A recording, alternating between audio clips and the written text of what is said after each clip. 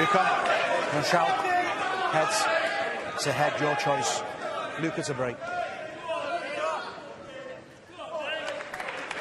And again.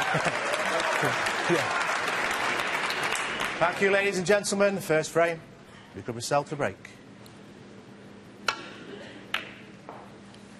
It's Luca Brecel, hot off his tremendous victory against the defending champion, Mark Allen, who gets this quarter-final match underway. And as we've seen with most people who break off, Steve, there's the obligatory long red on. Although Junhui not playing it.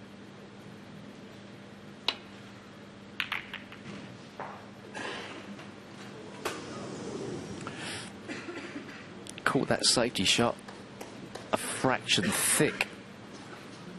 It looks like there's the gap for Luca Brecel.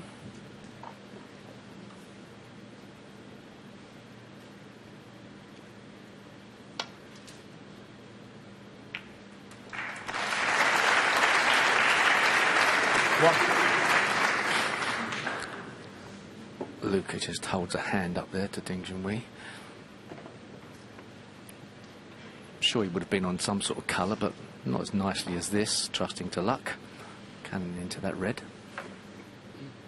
Yeah, and just before the match, Luca decided to have his 10 minutes on the table. Yeah, it's been of great interest whether players have chosen to take their allotted time or not. Luca just used that time just to knock balls in, really, get his arm going, as opposed to testing out the table. Just look at his tip there. What's wrong with that after 2 shots? Strange. A bit of a bit out of it. A little shake of the head.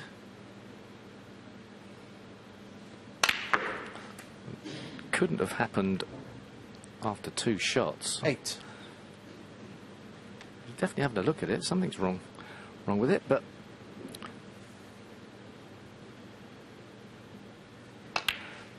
nothing wrong with the way he struck that red.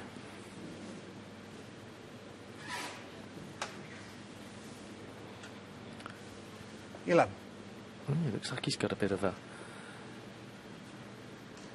lump fallen out that somehow he's not noticed prior to starting the match. Yeah, a bit of the fibre just sticking out.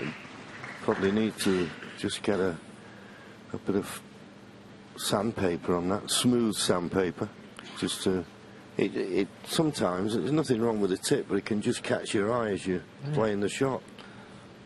Let's hope it's only a fibre and not a chunk. That would be a concern for a player. Looks worse than a fibre, it must be said. Yeah, when we saw that, yeah, it does. Looks like there's a bit cracked off it. Looks like a bit of a split. Yeah. Not too sure where that will be as far as playing backspin or side spin, but if it's on one side of the tip, which is very unusual, that means sort of more on the top and the side.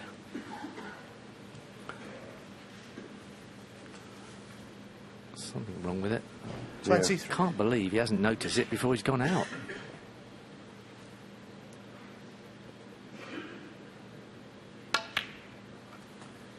Well, at the moment, it doesn't seem to be putting him off. 24.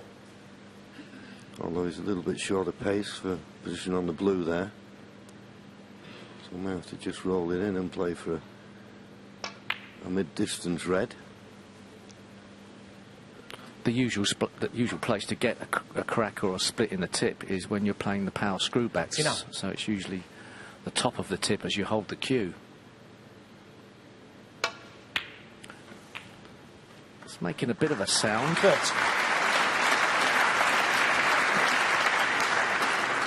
Players always hold the cue the same way, so it'll be the same part of the tip he'd be playing a screw back for every shot he played.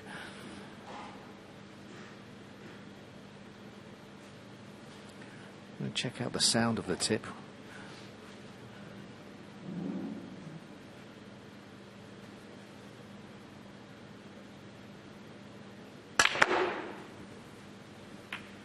got to say, it doesn't seem to be affecting him too much, does it? He's not bothering giving it a wallop, is it? And he's giving it a concerned look, and then he's playing brilliantly. Yeah, the first time he looked, I remember he played that deep screw off the top cushion.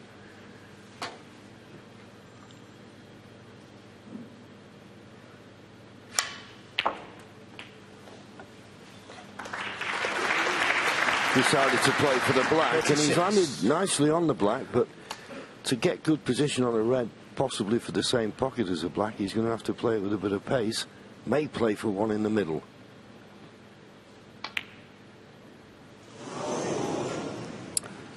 A little bit of pressure on that shot. 36.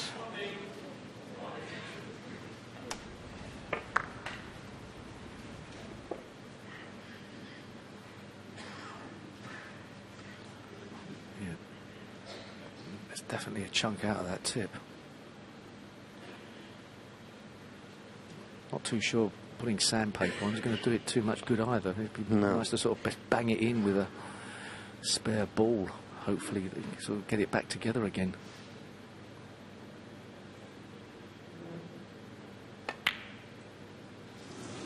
No, not punished for that mistake. Yeah, just going back to the tip there. It didn't look pretty good, however, as we see Junhui miss a red to the middle. Although he won his last match against Jack Lazowski, it wasn't Ding at his very best. Very cracking pots.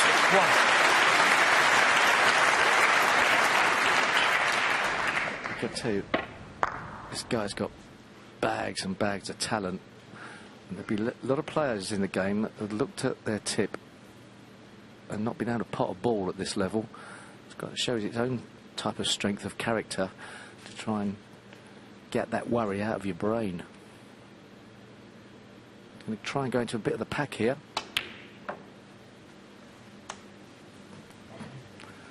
Quite a way off.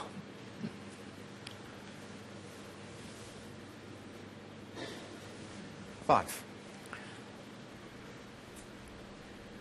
We may see him go out of the room at the end of this frame to try and repair this tip. Not take it off probably, but repair it somehow. Players are allowed Luca Brecel. 5. time. If he wanted to re-tip it and it said it was unplayable, he would be allowed a certain amount of time to re-tip the cue.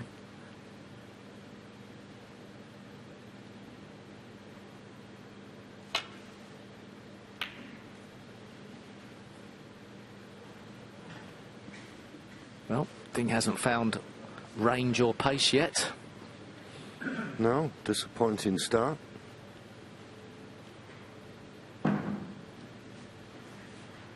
It's funny, isn't it, John?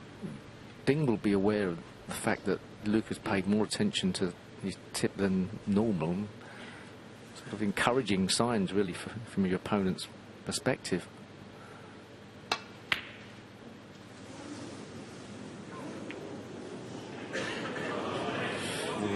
Ding should get off the mark now. It's going to be difficult to get on the black. He might just be able to pop the red and avoid collision with the black.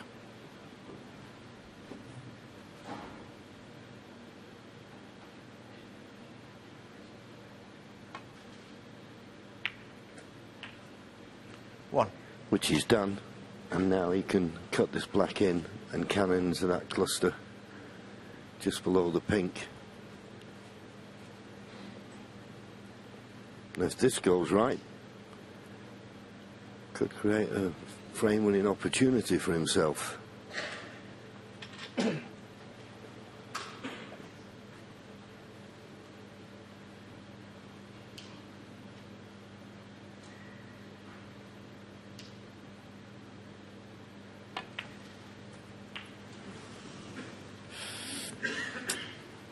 Well, I think that red on the side cushion was enough of a problem for Ding that he didn't get his body set right for the collision with the pack.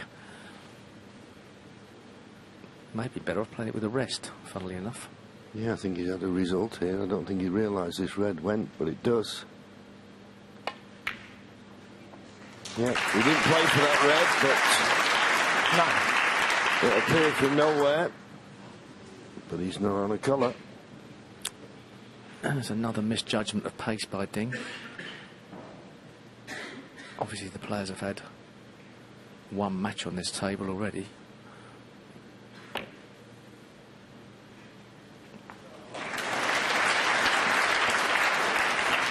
Well, that's an interesting shot. It would have been very easy to have played a safety shot. I mean, it's a good shot in itself to not make the double kiss, but he's trying to open the pack up and play safe that way. He knows if he'd have played a roll up behind the green, there was no way Luca was going to be in any trouble. So this is an aggressive way to play the situation. Ding Junhui. And he's played, finally, a good safety shot.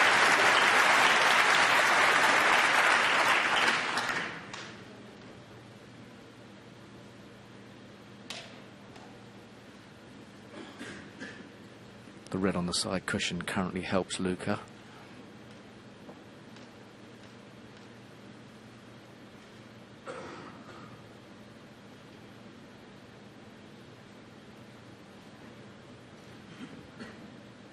Yeah, you see from the low level that it'd be very risky to try and get back to baulk. That red on the left-hand side cushion is an obstacle. I think he can play safe to the top cushion with not too much danger. Perhaps play to cannon the black with a cue ball.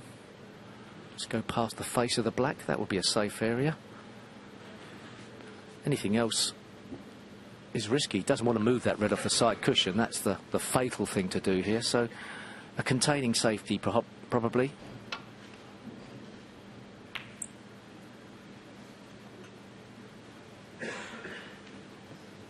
Well, he's put another red near the side cushion, but he has left a possible cut on for Ding Junhui, but he maybe thinks, well, it's a tough pot and not guaranteed to be on a colour. And his opportunity in playing safe to bring these reds away from the side cushion. But he doesn't want to leave Luca Brecel another potting opportunity, because it could cost him the frame.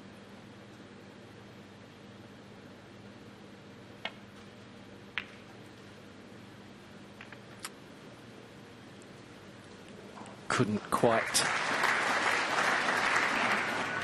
risk moving both of those reds away. Chance for Luca, shot to nothing.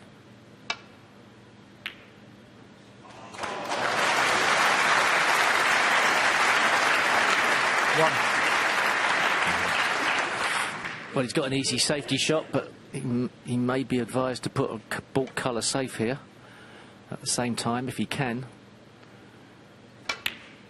Well, there's a way to play it. I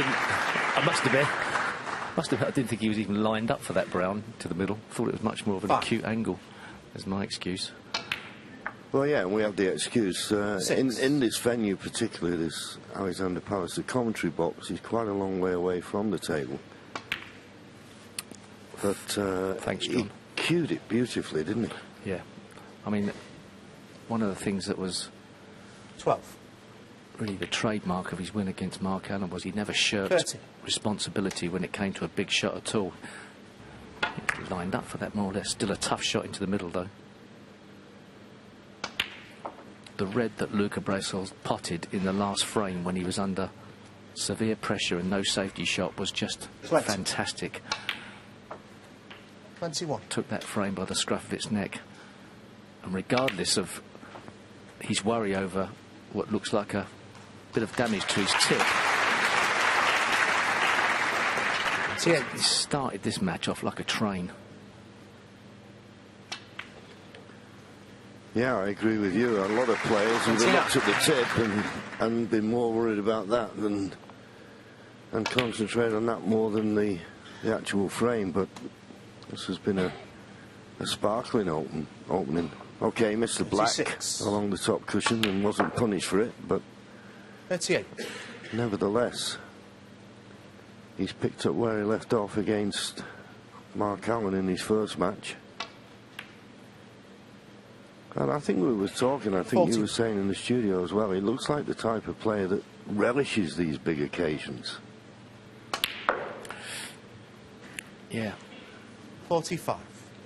And also, he looks a more mature player, seemingly overnight. If you saw him back at this venue last year, this is a different Luca Brecel.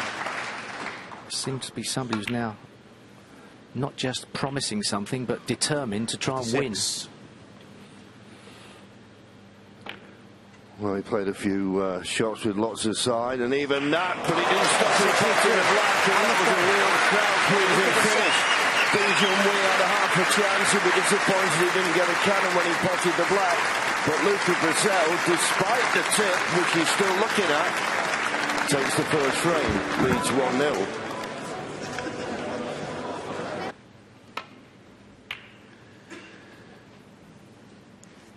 So I had a couple of half chances in the first frame, did Junhui, but didn't make the most of it. It was all about Luca Brecel.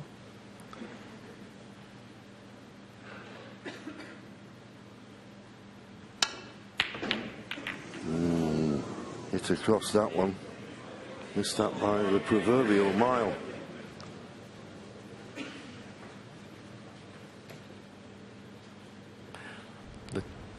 The general feeling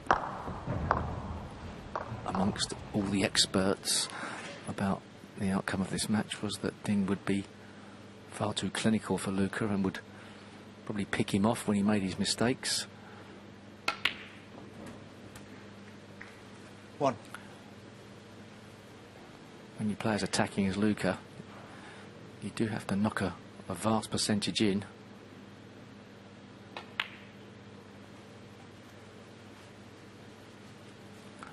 It's nicely judged.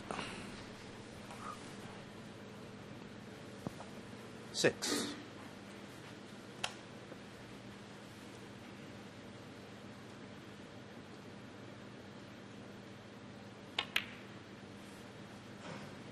Seven.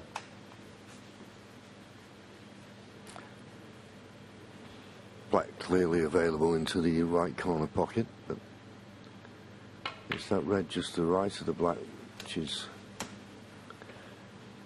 going to cause him problems. But he's such a good break builder. 12. He's Ding. He's one of the best. I think this red opens up the pink spot enough that he can 30. play for the pink. Could have been a bit straighter on that, possibly. Can cut this pink in. Probably come across the table. Yeah, it was a lovely shot. Ridiculously unlucky if he's not on that red. 90. Let's give it another look. If it's touching the red, that red mustn't move, otherwise that would be a push shot. Sweat. And now the opportunity in potting this black to play for that red just to the right of the black. Ooh, is he nestled on again? No, I think he's okay. He's looking to see whether the pink goes. So that's usually a sign he's on the red. 27. Close to covering it up.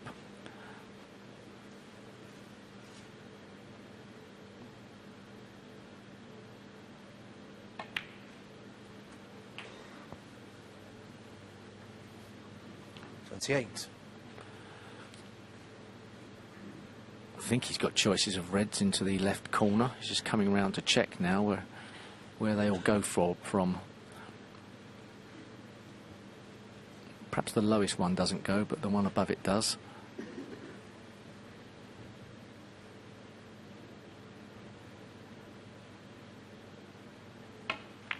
Just getting this red out of the way.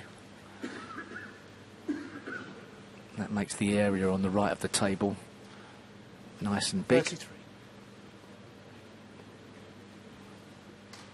We had a quick look before. It looked as though the pink went to the opposite corner to this red. But maybe it's one of those that's that tight, you just feel as though you want to be right behind it. So it's easy to play for the blue. Yeah, it looks as though it goes. Yeah, perhaps he didn't want to be wrong-sided on that pink. And there's the shot to play down for these reds now to open up the black. Probably can pot this black. It's hard to see the angle. Screw back across the face of the other red, move it out of the way. Fault.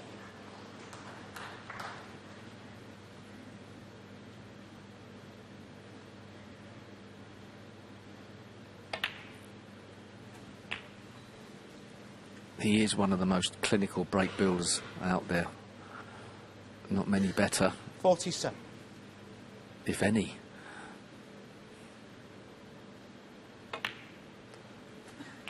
I'm sure we give Ronnie 48. O'Sullivan that accolade, but it's only by fractions. This guy's a surgeon at the top of the table.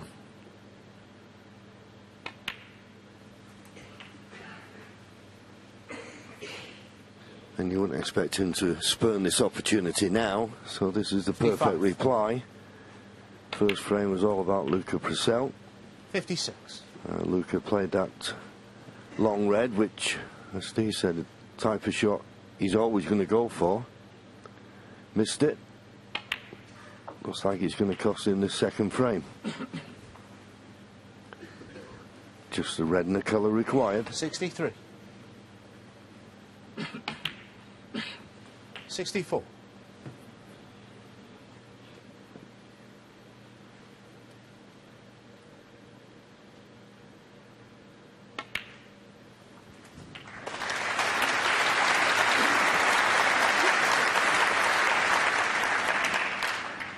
Seventh. He's had a few minor problems in this break-off, but he's been very fluent around the table. Hasn't wasted much time in getting over the line here. But it's great to watch the different styles of players. Ding plays with just a minimum of fuss. It's the same cue action every time. Not apparently with any flair, but trust me, he's got bags and bags of talent. He just hones it in a different way, really.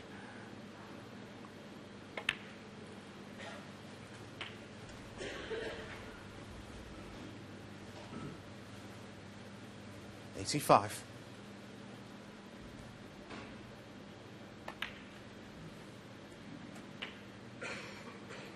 $86.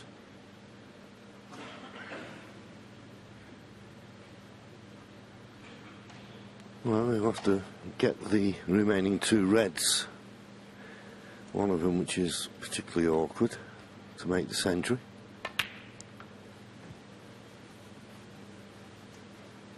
Played a nice positional shot there. 89.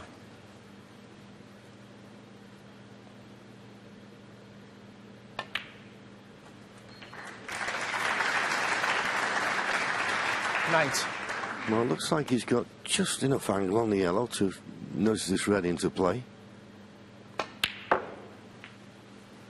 Oh, played it perfectly. Absolutely perfect. 92. Wonderful.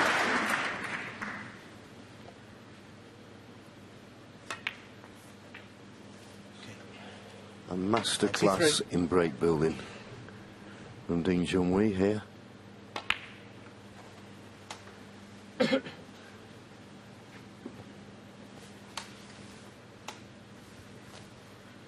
$98.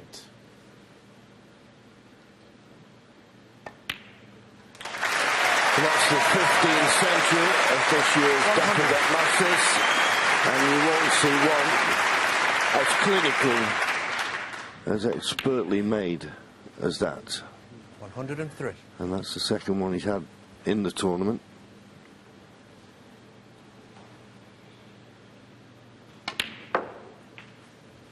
$107.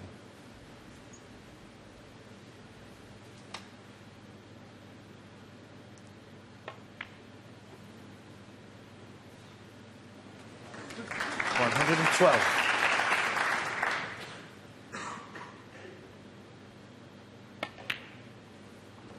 118. Well, and it goes. Less than 10 minutes for Ding Junhui to 125 equalise. on the frame. And it's now one apiece.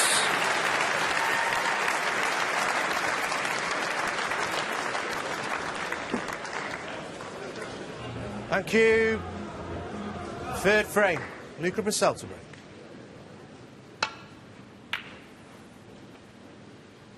He's caught that break-off shot a little bit too thick. That's why he's not reached the ball cushion. And there's a red on here for Ding Junhui.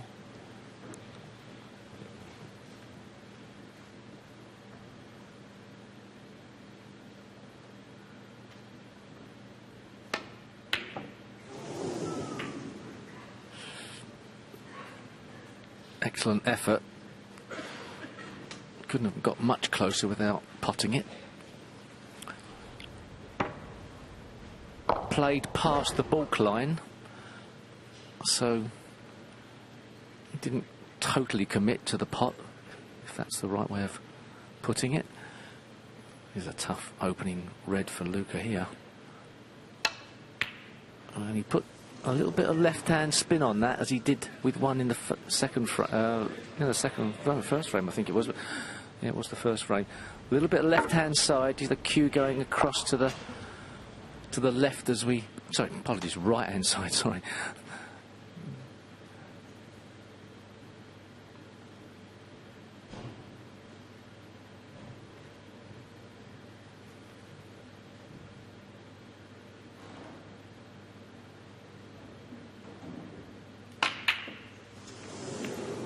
Goodness, he was definitely thinking too much about the position there and not the pot, John, wasn't he? Yeah, playing at that pace. I mean, he knew he was running into the cluster, but playing at that pace, you've got to be so accurate. And the red in the middle was nowhere near, really. As safety shots go, it's brilliant.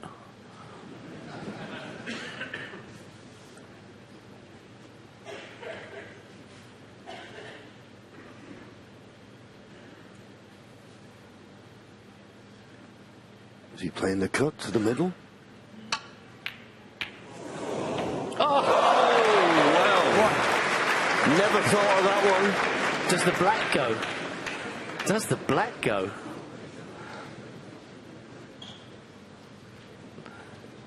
It does go. Not a completely whole pocket, but most of it. Just got to make sure you take enough concentration after a fluke.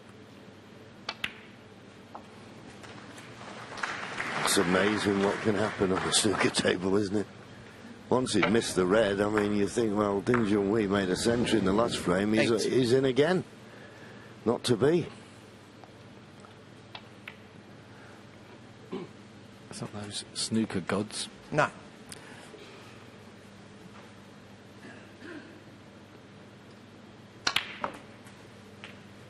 Punishing Ding for missing the red. Would have liked to have been a bit straighter on this 60. red. He could have stayed on the black easier. Cue ball going away from the black and not easy cueing now.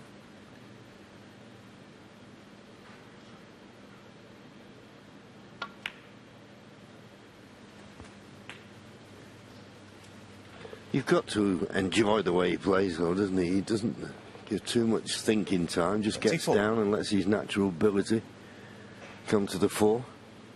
Not easy to do in a big arena like this, and the 25. Play semi-final at stake. Yeah, there's not many players around like Luca Brecel.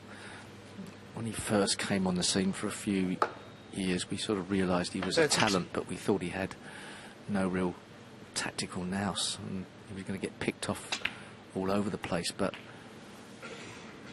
things are starting to change now. 33.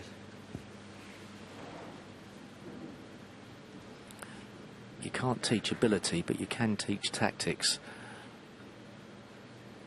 and learn them.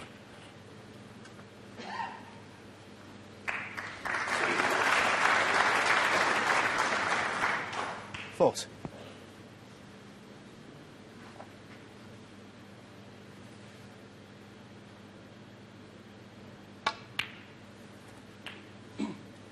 41. Yes, the youngest ever debutant at the Crucible. Of course, we forget he's not 24 till March, so you can forgive him for not having all the shots, and you learn it as you go along.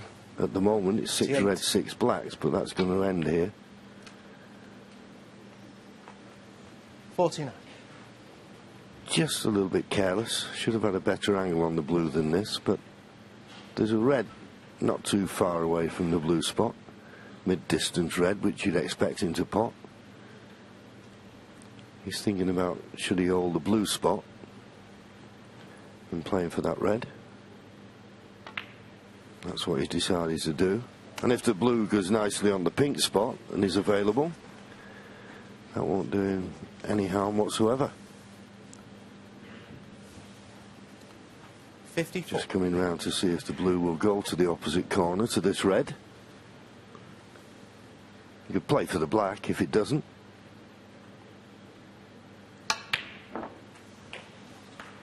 Just got away with that. He put a fraction of right-hand spin on that one as well. Yeah, similar to the one he missed before. You get the feeling if he'd have played it a bit slower, he wouldn't have potted that. Has a tendency for the right-hander for his cue to go off to the right as he puts some effort into the shot. Yep. 6. It's not a deal breaker. We see Judd Trump doing something similar.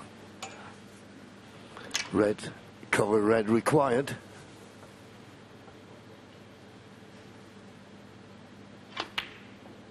Ooh! How did that go in? 61. Knew the password.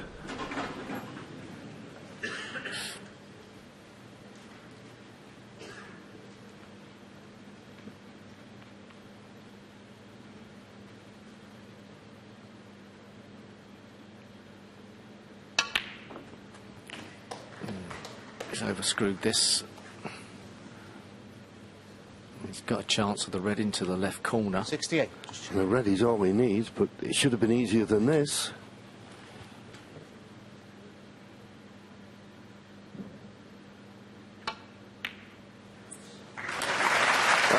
Stroked it in delightfully. 69. There's a bit of pressure on that, particularly as he'd run out of position. But right in the heart of the pocket. Good shot. Needs to pot this blue, though. Oh, lovely shot again. The reason I said needed to pot blue, because Junhui would have only needed 1 snooker. And if this red goes in, well, it hasn't, but I'm still not certain Ding will come back to the table. He's having to think about it. Difference is 74, 67 remaining. Should be enough.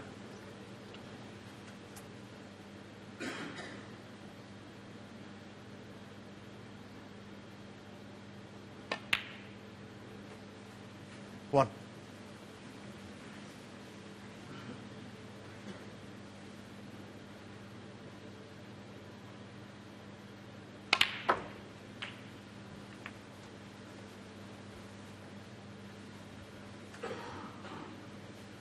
Eight.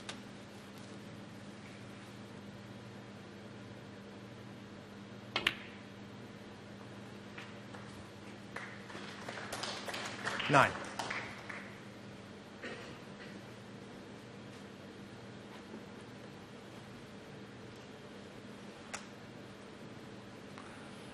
Would like to get a couple more blacks with 2 reds and then perhaps play snookers on the last red.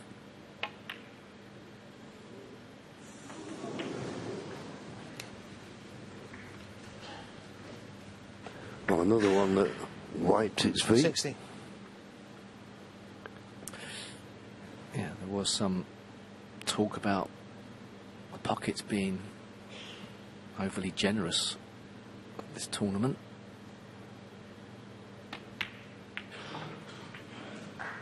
Good shot. 70. Yeah. And he needs the high-valued colours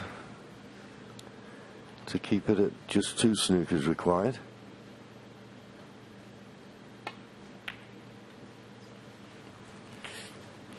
Didn't play that very well, though. Got the black in, that was very important. Give himself a chance. 1 red and 1 black means he's 42 behind. 35 on the table, that would be a few snookers, so it's more likely to win the frame should he get some sort of free ball. But there again, he's got to get this red and high colour. Yeah, may play the cannon on the pink here to try and hold for the black or the pink. Good effort. Not good enough. That's end of frame. Yeah, and the etiquette, he'd love to have nodded there, a concession, but as we always say, the etiquette is if your opponent's coming to the table, he's entitled to come to the table and play the shot. And as soon as Luca misses now, that will be end of frame. Quick fire stuff. Yeah. Got to say, even, you know, 6. we expect Ding to play great snooker, but it's marvellous to see Luca Brecel starting to come through the ranks and looking like a heavyweight in the game. I don't think anybody's told him what the next colour is. Oh, he played it for the pink. Apologies. No. My fault. Take it all back. Where's the blue going? Where's the yellow going? It doesn't matter. And the frame. The frame is in the hands of Luca Brecel, so Junhui hits him with a century in frame 2. It's not affected him. He now leads once again. 2-1.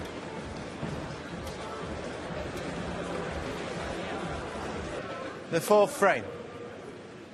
Junhui to break.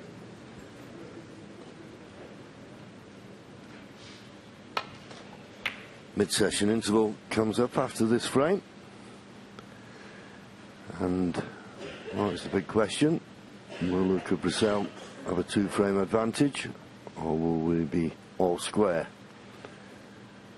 And that's a decent safe break-off shot. He's left it pretty safe. Can't see Luca taking red on, although maybe this one sneaks in. Well, he did have a look, see if there's a possible plan, and that's why there's no hand up to apologise. Is he going to creep past the ball line? Not quite. And he did have a look at this.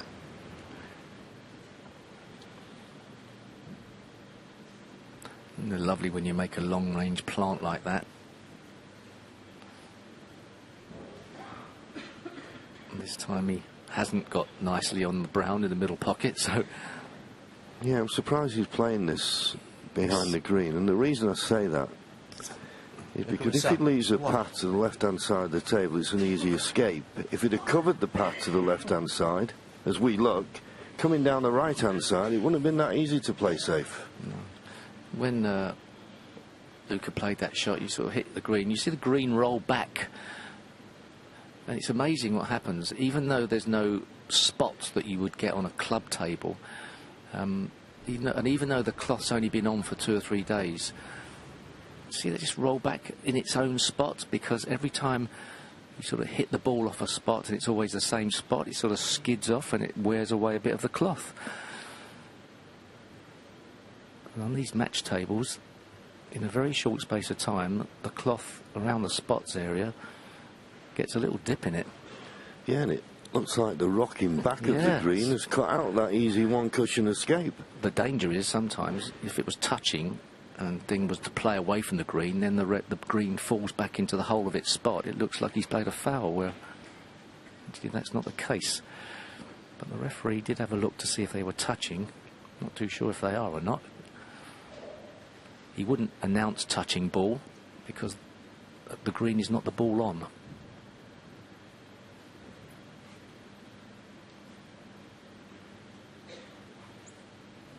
Yeah, definitely the one-cushion escape not on, so he's trying to come off 2 cushions here. He's not guaranteed to get this safe. Good effort.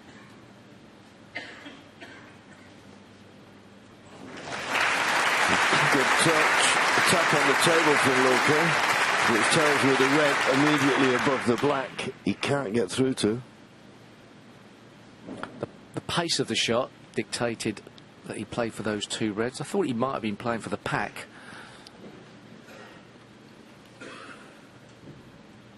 Can he get through this gap without hitting the pink? Yes.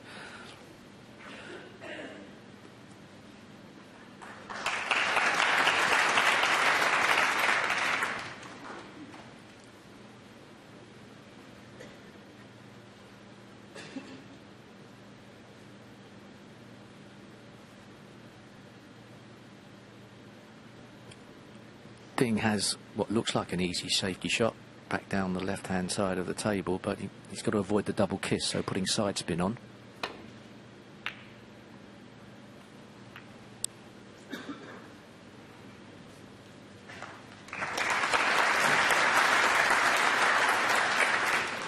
A lot tougher shot than it looks. Effectively, you've got to swerve the cue ball before it arrives at the red and judge it correctly. Yeah, and what's made it a more telling safety, the red he played has nudged the red that was stopping the black from being potable into a potable position, so Luca better be careful with this.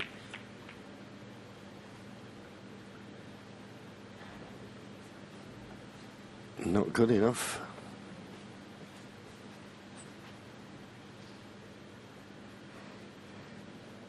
Is there a gap? There's always a gap. Yeah, there's definitely a red potable to the right corner here. Spun round behind the back of the black up for blue or bought colour.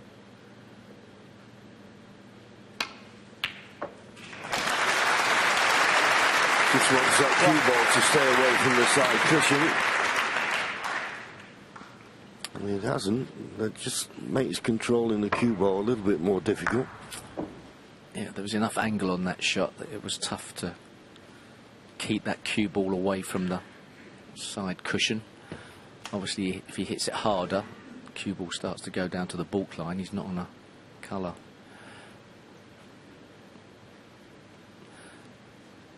Tough to get on a red from this position without the cue ball being on the left-hand side cushion.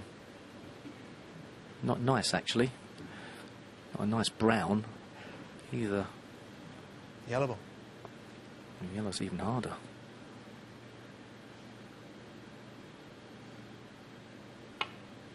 It's an excellent shot.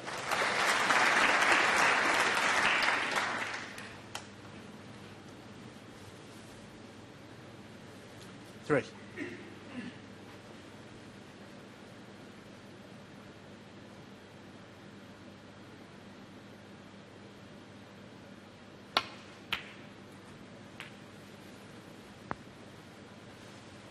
Easier to control the cue ball that time, a bit closer to it.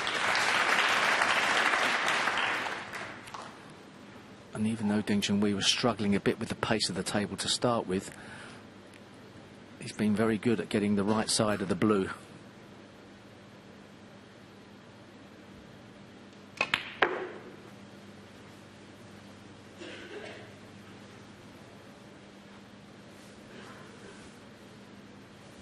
No.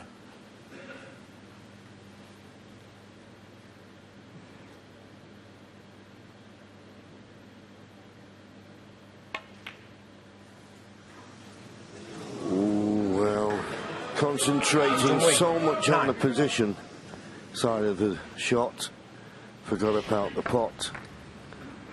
Schoolboy error.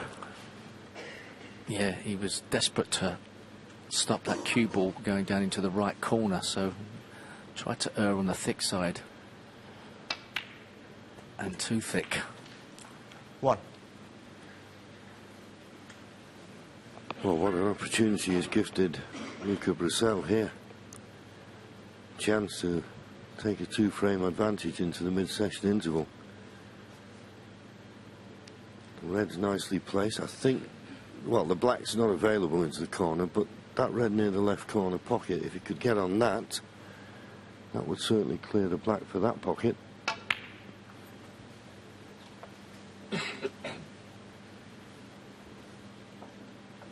Not quite certain if the black goes to the right corner. 6. Probably doesn't. He may be able to, it depends on the angle, he may be able to play a hard stun and shift the red to the left of the pink and line himself up for the pink into the middle. But there's other shots, obviously, including this, opening up the pocket for the black. Tough to get the right side of the blue, though, on that one. Yeah. So it could have gone wrong, but he's on, the pink goes as well, so all things considered, he's got options.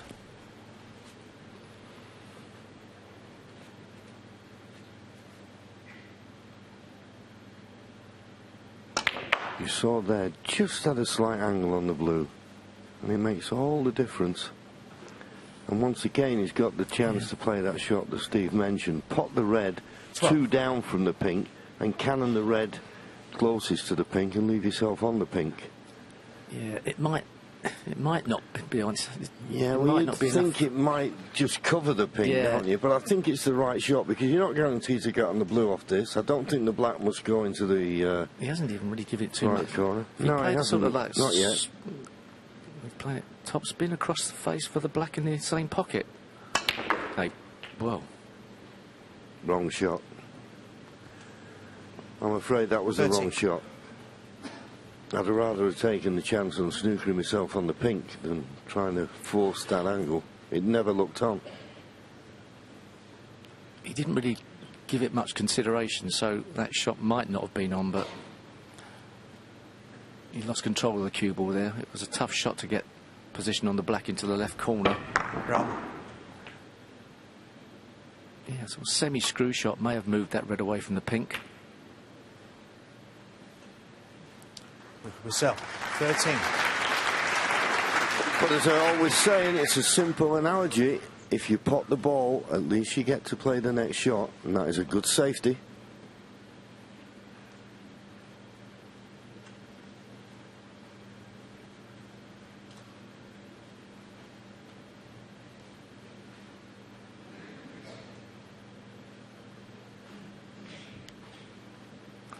Ding would love to be able to just get as close to that pink as possible to play a safety shot as he came down the table and clip the left-hand side of the red as we look at it.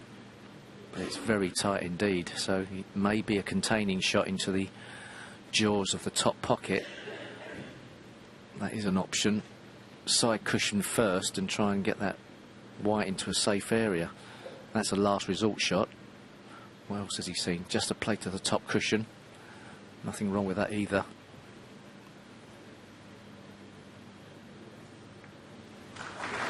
No, played it well. Yeah, I just got the feeling there a few seasons ago, Junhui may have played the pot on the red near the right-hand cushion. I know it's a tough one, but he's a type of player, puts his mind to it, could pot anything. Never even looked at it. Maybe he's getting a bit negative in his old age.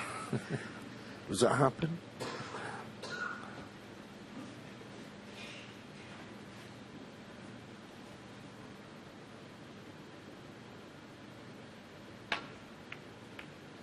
That was pretty tight to get out of that. He just about got away with it. I think it probably could happen. You could get a little bit double thinking yourself.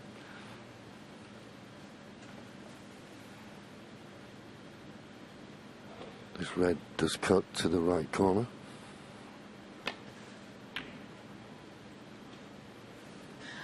He may have looked an easier pot to the left corner, but he had a natural path back to the balk end, playing it that way.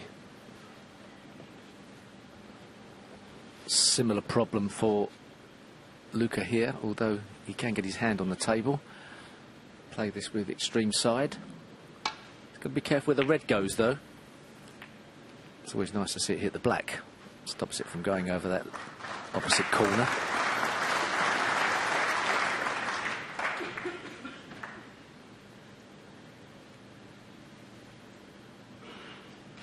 I think that's another thing that's with Luca. I think he can compete now with the top players in the safety. You know, I'm not saying he's the best tactician, but he just plays some nice safety. And if this yellow doesn't come to Ding Junhui's rescue, that's a mistake, but it has. Fortunate there.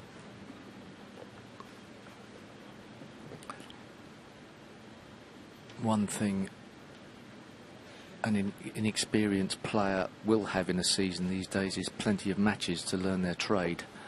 So therefore, perhaps the learning curve can be done quicker.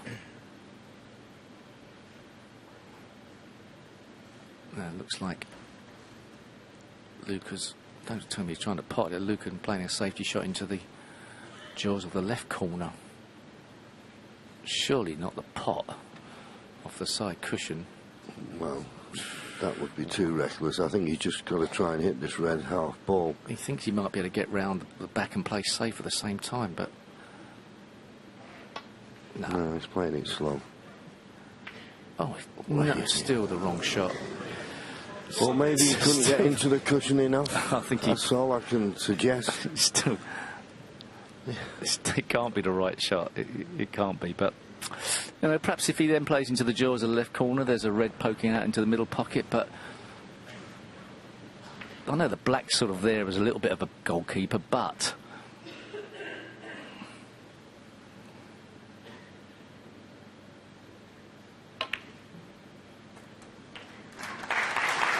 One.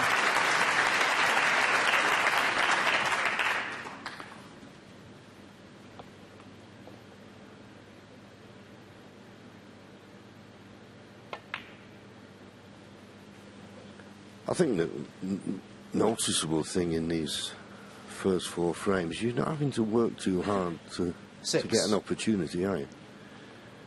No, it's pretty aggressive stuff.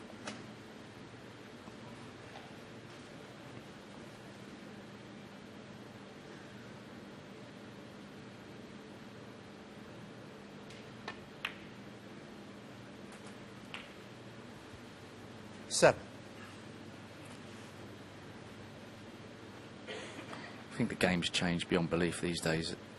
Safety play is truly now a means to an end. Trying to get your opponent to make a mistake and then you go for the jugular.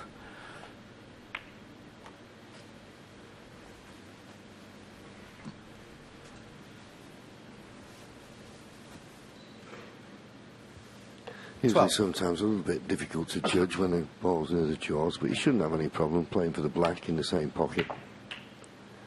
30. And he's played it nicely. This black will put him 15 points in front. I'm just looking, he can win this frame now without those 2 reds close together near the top cushion. Those 4 reds and high value colours that are in the middle of the table, so to speak, he can win the frame without these 2. So 20. That will give him a bit of a skip to his step to go into the interval all square.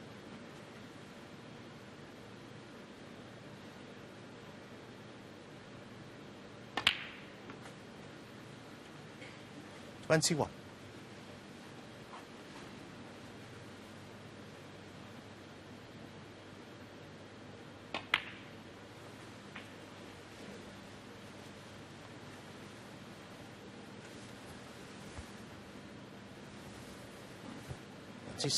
Needs to be concentrated on blacks really off these 3 reds. He's played for the 27. pink. This pink will put him 27 points in front. Yeah, he's made a mistake here. Well, he needs a couple of blacks. Yeah, but that would only put him 43 points in front with 43 remaining. Oh no, sorry. 44 points in front. So he needs 2 blacks off these reds, you're right, to not need one of those 2 reds near the top cushion. 34.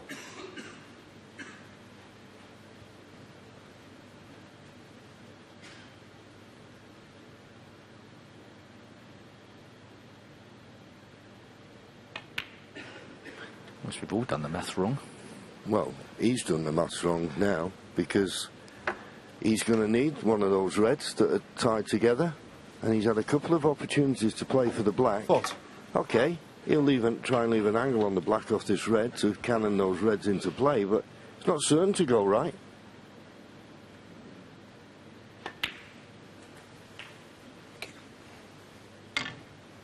This black puts him 43 points in front. Yeah. But there's still 43 remaining. Yeah, it's not good, is it? Still.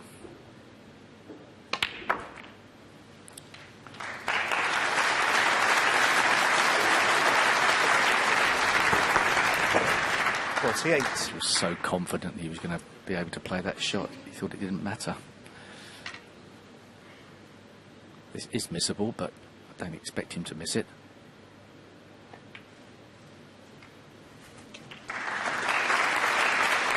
.49.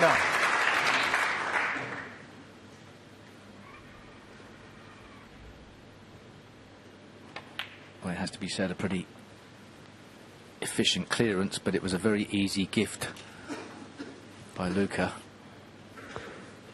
56.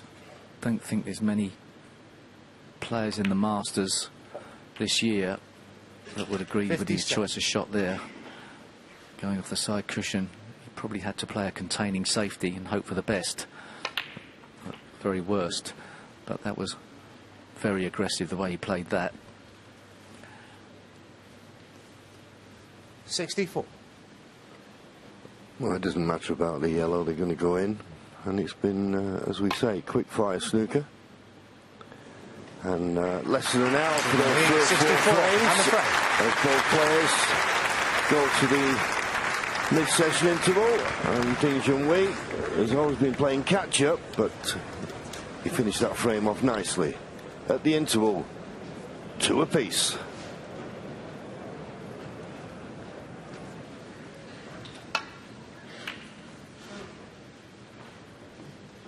So, mid-session interval over. Not the best of breaks, but he's left the red on, but it's a tough one.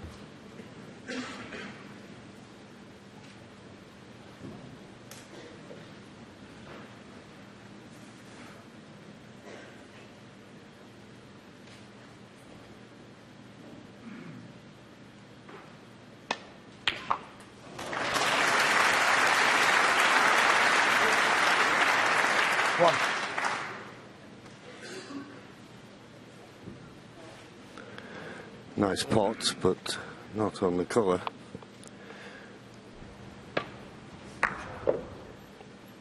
There you see it, round, just run it too far, but playing the green in the middle, deep screw off the baulk cushion. As we say, if they don't hang about these days, they get half a chance, and as Steve said earlier, they go for the jugular. Didn't try to get too clever with the cue ball, but still has got position.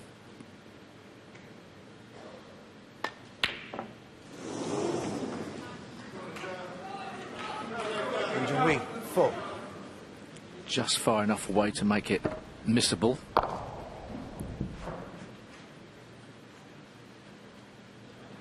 Well, eyeing this red up along the top cushion, but this is tough. But he can get through with this and run through for the black. Well, run through for the black. Well, he's going to finish up on the green. He'll be happy with that. Just look at this. Look at the white. Over the reds. Green ball. Bit of pressure on this green. If it goes in, it could be a frame winner. Good shot. Well, he put all his concentration into the pot. The ideal way to play that was to just roll it in, and then he'd have been on the red. He kissed. 4. So he just edged his bet there slightly, but he's still on this one.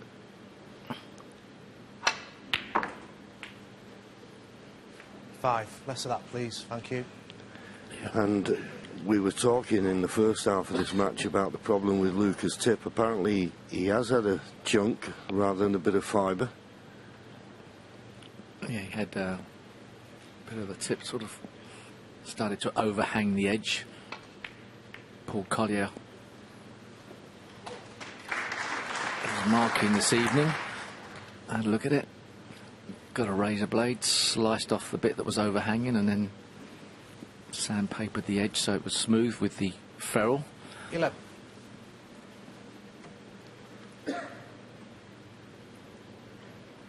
See, it won't last another tournament, that's 12. for sure. Arguably, if he were to win this match, he'd take it off. So you can see it a bit missing there. It's sort of not right on the screw back part. It's to the left of the top of the tip as he holds the cue. But I must say, considering the amount of damage it looks like has happened to the tip, the way he's just 50. got on and played is quite admirable. Other players would have been in bits. Certainly putting another tip on, which is tough to do at short notice, obviously. Key shot this. Good pot. Was never certain of position, but he's got position. He's just about on the black. The black had run another inch, been close to the cushion, it'd been very difficult, but this black is definitely possible. Yeah, I agree with you, Steve. Every credit for him for not letting this damaged tip put him off. The interesting thing is how it's happened without him knowing.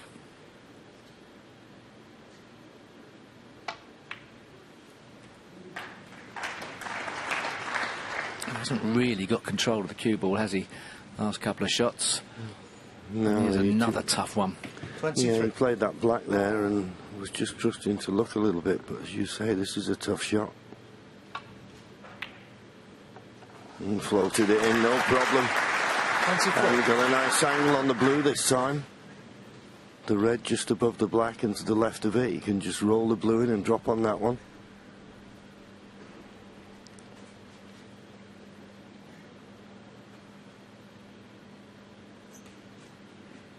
Looks like he can just roll the blue in.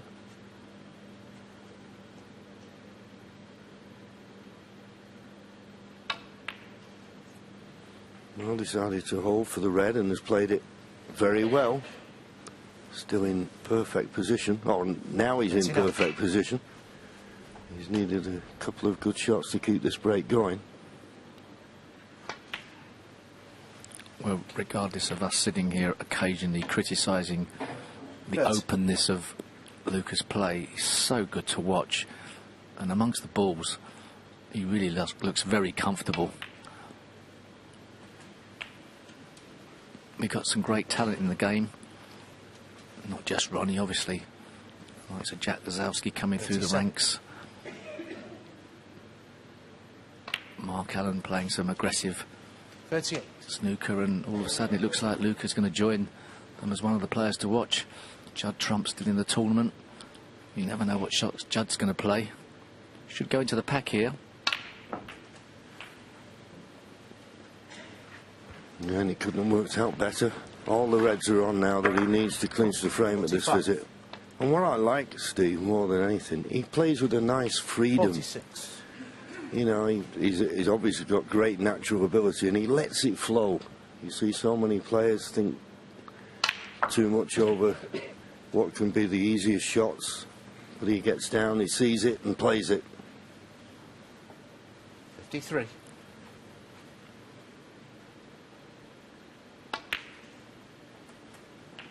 .54. So nicely on the pink. Just another couple of reds required and the frame will be well and truly in the bag.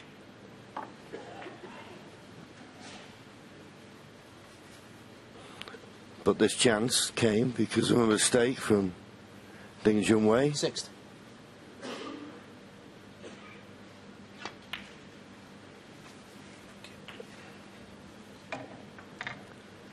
And just this 61. black will put him 64 points in front with just 59 remaining.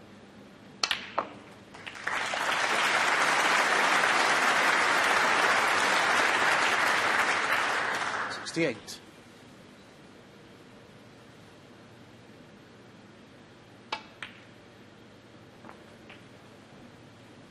.69.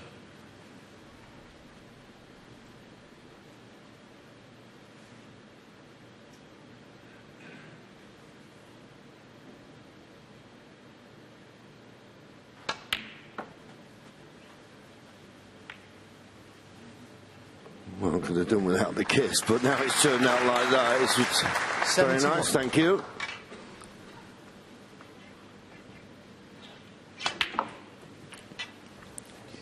Luca currently at 19 seconds 72. per shot for this match. And there's been a lot of talk recently about trying to eradicate slow play, or rather just sort of encourage some of the slower players to speed their game up a little bit, just to make the game arguably a bit more watchable. But I suppose the vast majority of the modern day players who are successful are starting to play at a slightly faster speed. So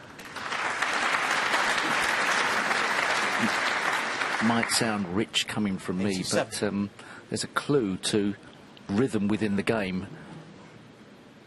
But the faster players playing with more fluency seem to be getting better results.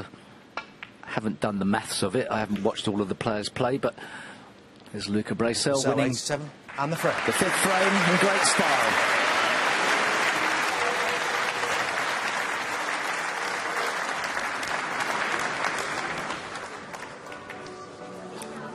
Thank you, frame 6. King Junhui to break.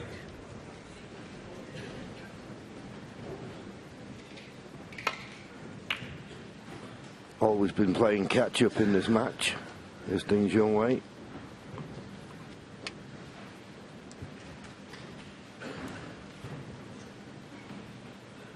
Another couple of rolls and he'd have had the perfect break-off shot, but not quite. Sitting there looking quite thoughtful. Possibly this top red may just go to this right corner. Oh, well, obviously didn't.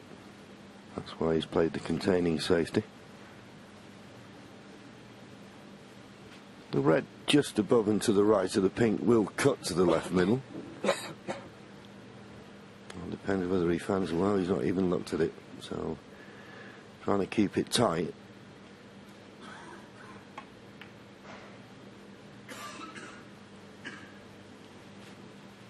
But as I said earlier, I think Luca Brecel has improved now that he can compete with the top players in the safety game.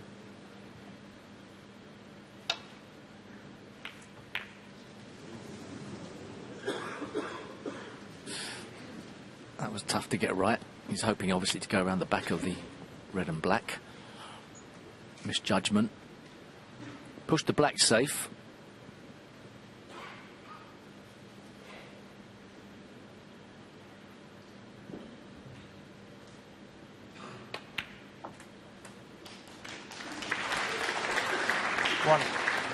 Still, Luca's natural inclination is to play a pretty open game, but the game's gone that way anyway, so I'm not going to argue with it.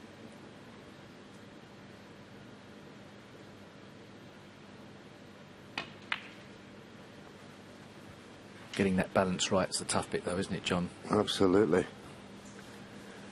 This isn't the best scoring opportunity for Ding Junhui. As Steve mentioned, the black got tied up when Luca missed. So maybe an opportunity here in potting the brown to cannon into that main bunch of reds. I think he'd like to go in with as much speed as possible here. That's if he's going to choose to play that.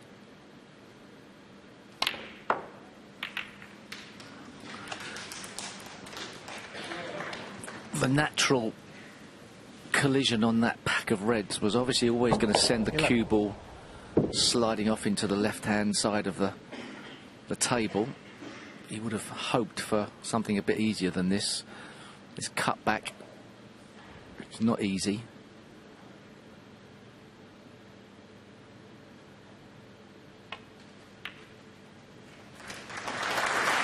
Well,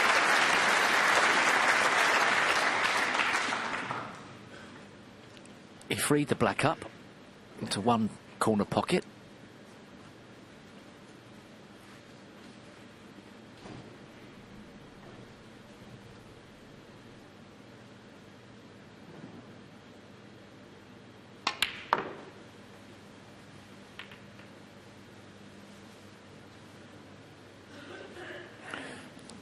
trying to do more damage to the pack. 50. Has he got an angle on this red? Doesn't look like. No. You do well now to get good position on the next colour. And of course we've seen if you try to pinch too much on this type of shot, if you try to make too much of an angle, he won't pot the red. Yeah, a bit unlucky there.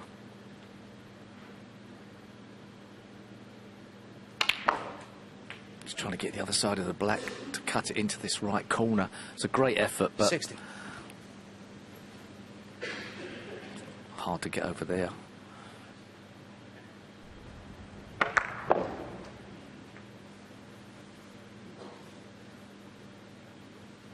It seemed like that white ball started to turn left at the end there.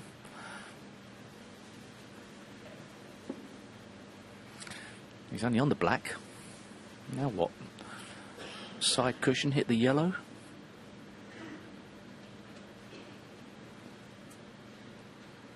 Or just drop on the top cushion off the black. Doesn't really want to go off the side cushion hit the yellow. Doesn't want Luca to have the first good chance at safety, but it's going to be tough to contain that. Junhui, 16. So just the containing safety, but nice easy run back to the balk end, and he'll be looking for a spot near that balk cushion to use the yellow as a blocker. Well, I'm saying that. I wouldn't be playing it off this red, and is he playing a pot?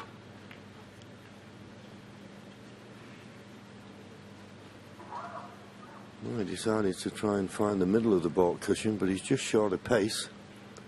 But it's not bad.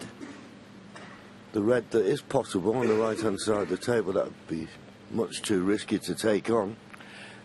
I think Ding can just get to this second bottom red.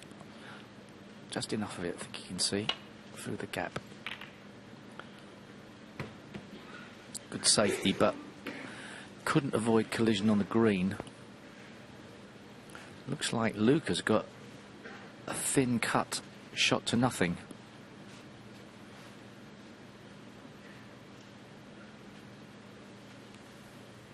He potted one of these earlier.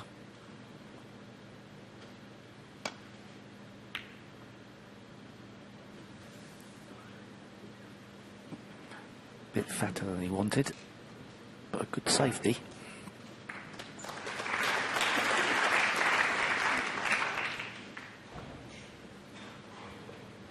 Yes, and well, this red's possible, the one to the right of the black, but it's a very risky one, because if you don't pot it, you're not going to get it safe.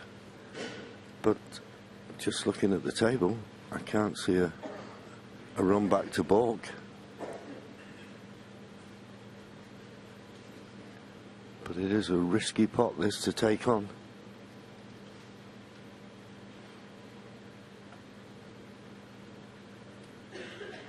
But sometimes the position of the balls dictate what shot you have to play. He wouldn't want to take this pot on, but I don't see any other shot he's got.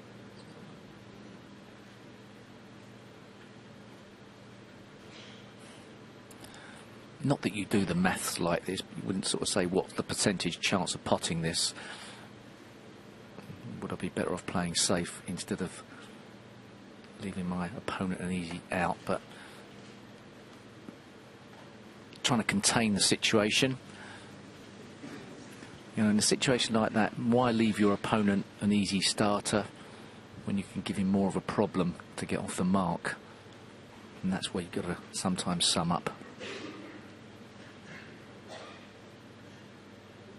Yeah, no, that's exactly what Ding Junhui has done. He's left a couple of reds that will pot, but they're fraught with danger. Although he doesn't refuse much, doesn't Luca?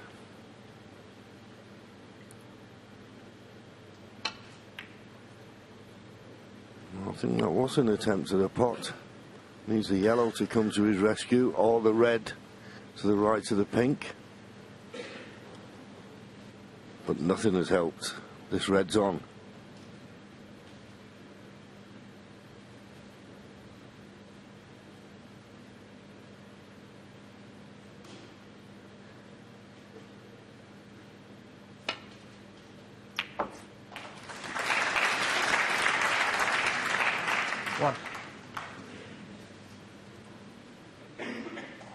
he can pot the pink. Not absolutely sure what type of angle he's going to have colliding with the red. Can he keep in the top half of the table? Looks like it.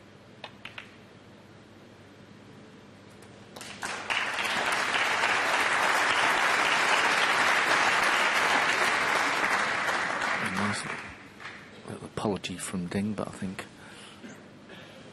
Luca's had enough little slices of luck that Ding's due one. 8. So an excellent chance here to go 3-all.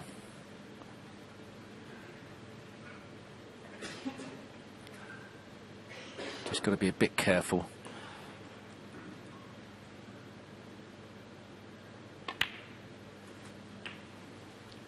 Clearing this red helps. 40.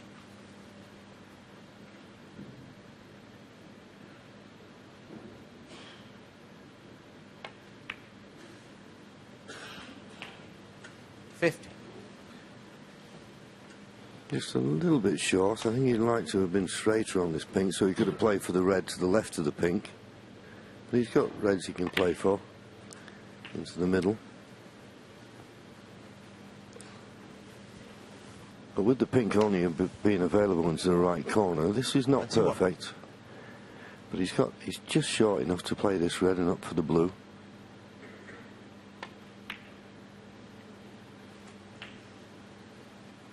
And he's got an angle on the blue. Okay, he's close to the side cushion, but nothing to do with the cue ball to get position. Just roll the blue in.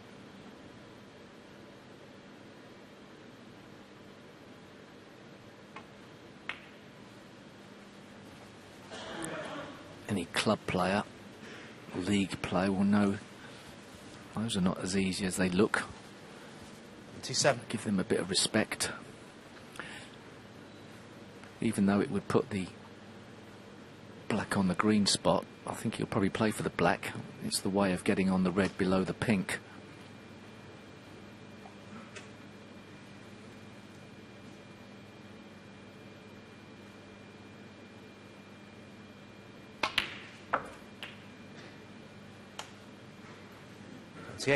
Thought he was going to play on the black. He lined up for it.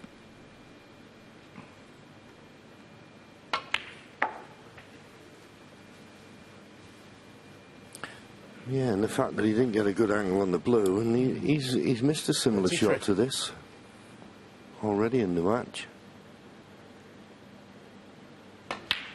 But no problem that time. 34. But once again, he's not perfect on the blue. The thing in the two ways, obviously, to split those three reds up would have been off the blue or off the pink. But by not playing on the black, he sort of said to himself he was going to play off the blue, but too straight on the blue this time. So it's gone slightly wrong, hasn't it? He's nearly over the line. Yeah, there's still 67 points remaining. If he pots the blue, he'll go 55 points in front.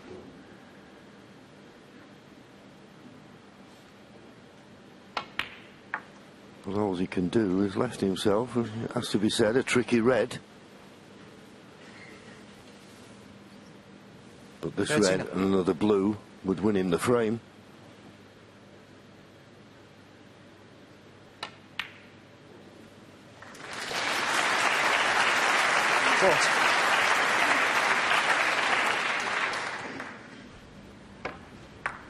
Yeah, good pot. And this blue took a 61 points in front with 59 remaining.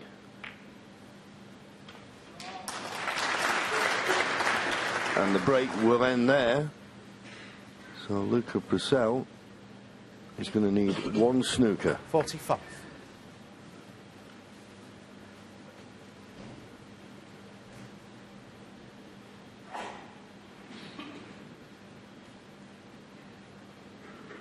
And I wouldn't say you'd relish being 61 points behind, Steve, with 59 on, but if you got a chance, it's not a bad opportunity, particularly where that black is, to lay a snooker. Junhui, 45. So, but for the snooker, it should be 3 apiece, but only one snooker needed.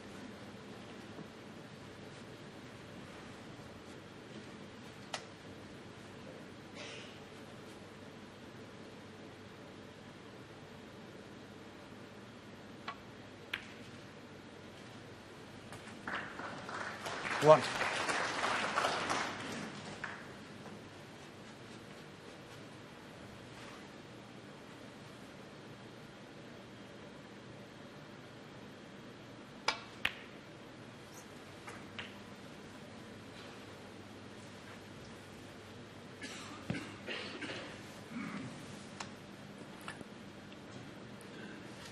If he keeps on 7. with pinks, I think he's going to need 2 snookers.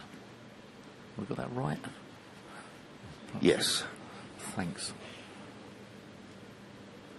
Yeah, as I say, that black's in a good position. I mean, in an ideal world, you'd like to leave this red that's just to the right of the pink, leave it there.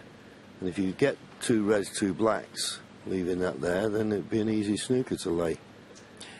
That's what's putting him off it slightly. But as you say, gets too many pinks, 2 snookers will be needed.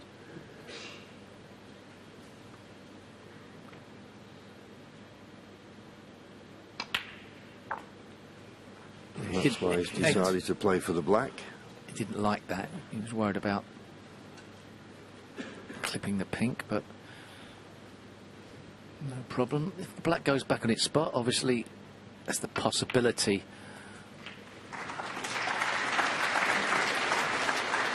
of using the red that was below the black as a snookering ball. He's decided to play that first, 15. so it's not ideally placed the red by the pink.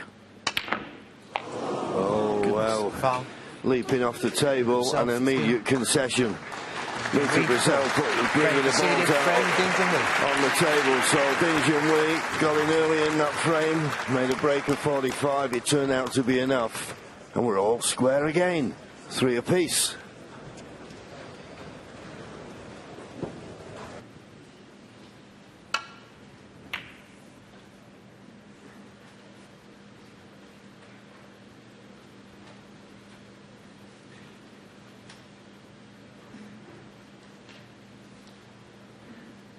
Just about got enough on that cue ball to give Bing a problem with this shot.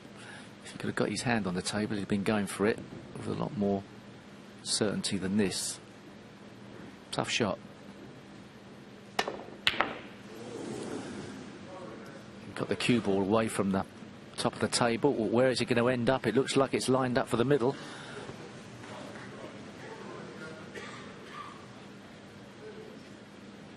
Yep. So it's Luca. Wasn't a bad break-off shot. It was a tough shot for Ding, but he gets the first decent opportunity. Oh, he's missed it. He's missed it. And how many times do we see that? Wait a minute, where's it going? Where's the red ball going? Well, would you believe it? Would you believe it? That's amazing. Funnily enough, if that was played at the other end of the table, you often see a ball go in that way. Side spin will be put on by the cushion, and it can easily go into a balk cushion against the nap, but you very rarely see that happen. That's incredible. It started to roll away a little bit, but what a fluke that was.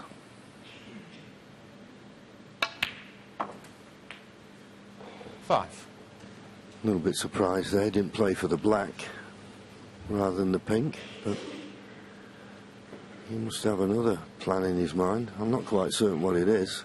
He thought play for the black and then played a little can into the reds, and then you've got the black that's just the red that's just to the right of the black as we look now. Okay, I don't think the pink goes on its spot, does it? Tough to go on its spot after the break off. That must mean that the apex red wouldn't have moved at all. I suppose get right side of the blue and then smash into the pack. That's the other alternative.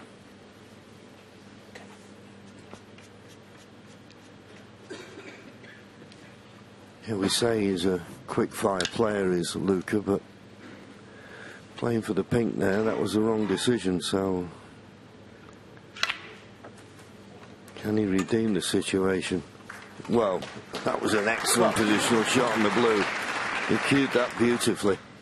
Doesn't necessarily have to go into the pack here. He can play for the loose red.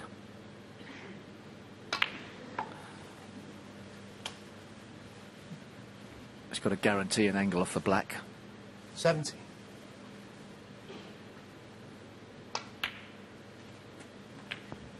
Oh, it's gone a bit too far, fractionally too far. You can still play it, but cue ball's not going to have too much speed going into these reds, and they need a bit of a belt.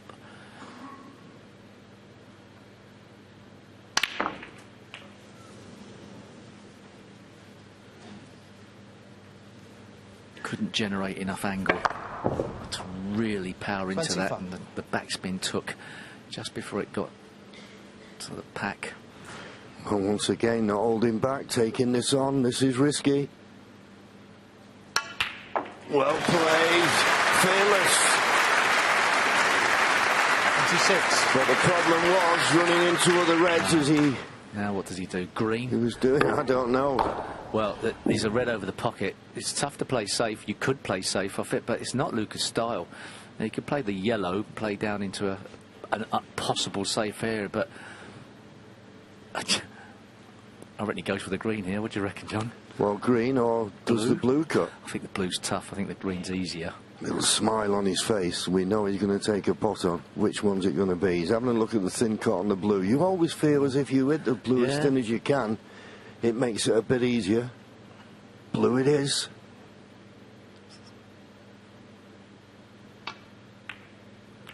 Great shot.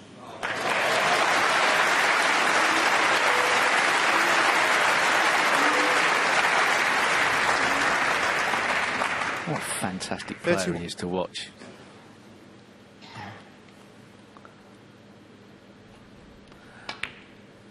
If he keeps his standard up 32. in the years to come and gets an even more solid tactical game, he's going to scare the life out of so many players.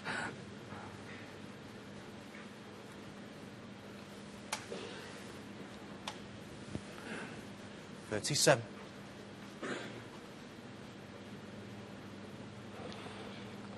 It's the type of black you wouldn't really want to play for, but that is the guaranteed positional shot here. You could go up for the blue, but just drop this in, get position on the black. If you get the black back on its spot, frame winning chance. Yeah, there is a bit of a trap here. If he's too straight on this black, 38. it's a bit more difficult to do anything with a cue ball. It looks like he's come straight as well. It's no good. I don't think it's been any good going over there. Perhaps he could judge whether, when the black goes back on the spot, can he get to that red? How much can he afford to get the cue ball out off the top cushion? Well, he played a red in the last frame. Played it with pace, rattle of jaws, flew off the table. He'll be aware he didn't want that to happen. Oh, well, he missed the black anyway. Trying to do too much there, I'm afraid. 38. Well, he doesn't hold back, does he? Yeah, perhaps he was aware of the fact that last time he played the shot, it went to the far jaw and bounced up. Tried to make the allowance, caught the near jaw.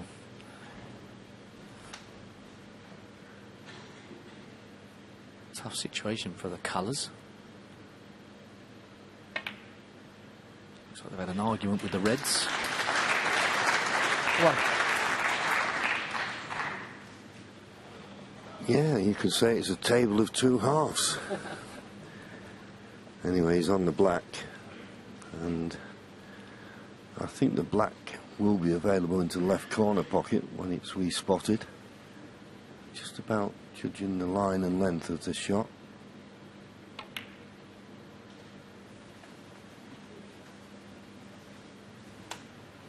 Couldn't play it much better than that.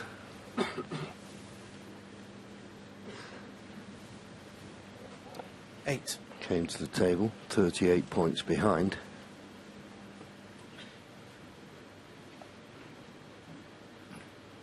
He'd like another high value colour on its spot.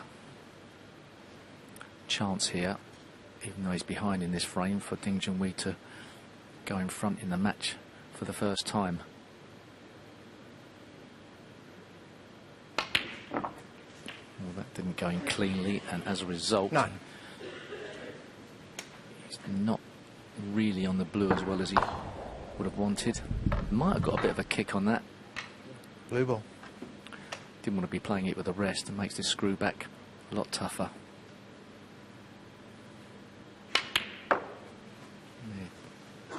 Yeah. Sort of didn't really have the right angle there, so he's played for the long one. Yeah, and he needs a good shot here because the black, he's not 40. available into the opposite corner. He's got to play a deep screw to get back up for the blue, and the more pace in the shot, the more likely you'll miss the pot. Foul. Thank you, Luke. Foul. He's going to lead 14. We're going to sell 4.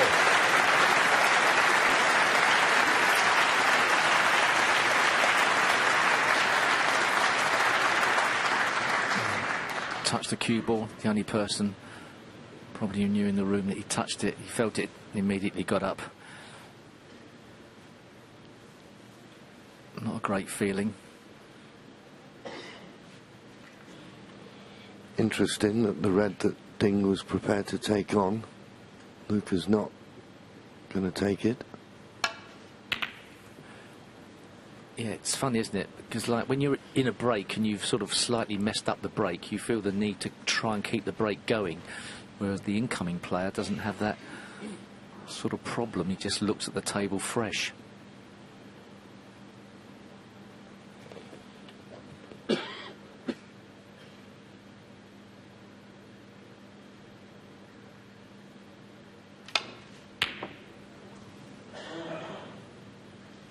Well, he's missed that by so far. He nearly got the cue ball safe to some degree. I suppose he could argue he had got the cue ball safe.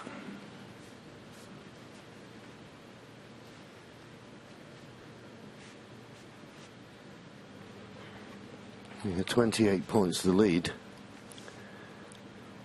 By his last choice of shot, it looks like Luca was trying to protect that lead, but he's going for this. And a good shot it is. 1. And he won't mind being on the blue to the corner, particularly if it's straight.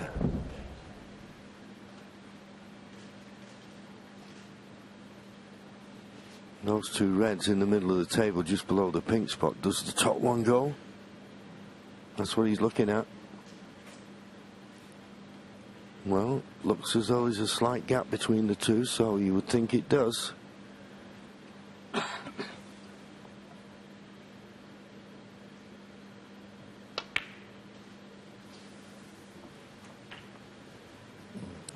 Wanting a couple more rolls on that cue ball. What may be, Steve? He's on either 6. of the reds. The one just below it. It's not easy to guarantee getting position from this one, though. I think may clip the other red. May be able to get past it. Right, it could take it all back there. No problem whatsoever. 7. And absolutely inch perfect on the blue.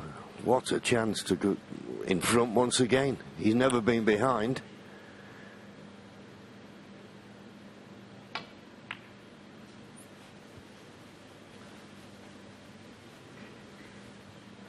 .40 in front. Red cover, red required. 12.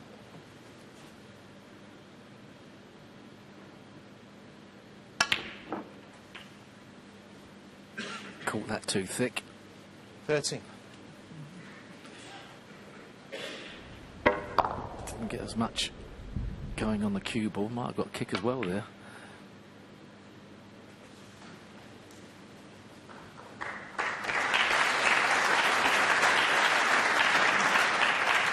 Eight. Just the red needed. And right in the heart of the pocket this time. 9. Okay, he had an outrageous fluke in this frame, but Ding Junhui had his chance and just feathered the cue ball, and every credit to him for declaring it, because I'm certain the referee didn't see it. 24. 25.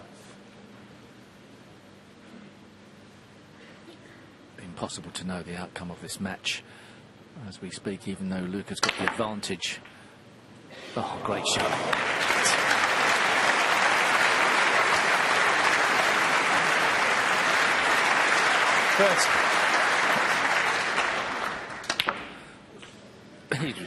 He's whacking balls in with a tip that's vulnerable. It's great, isn't it? I love it. I was thinking that myself. I'd be a little bit more genteel once the frame's over. It's just marvellous to watch. Yeah, I'd suggest that regardless of what happens in the rest of this match, this is sort of Luca Brecel coming of age as a snooker player. He's jumped up a level for me. 37. Not saying he's the complete package yet, but 23 years old, plenty of time on his hands. 27. I'm afraid.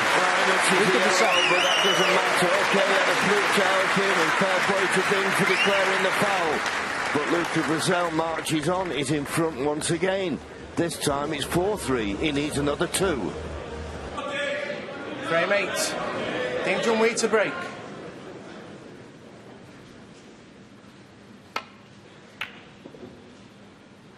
So he's been playing catch-up all evening as Ding Junhui.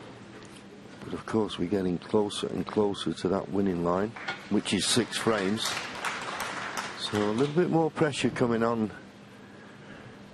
Ding now. He can't afford too many more mistakes and leave Luca Brecel opportunities.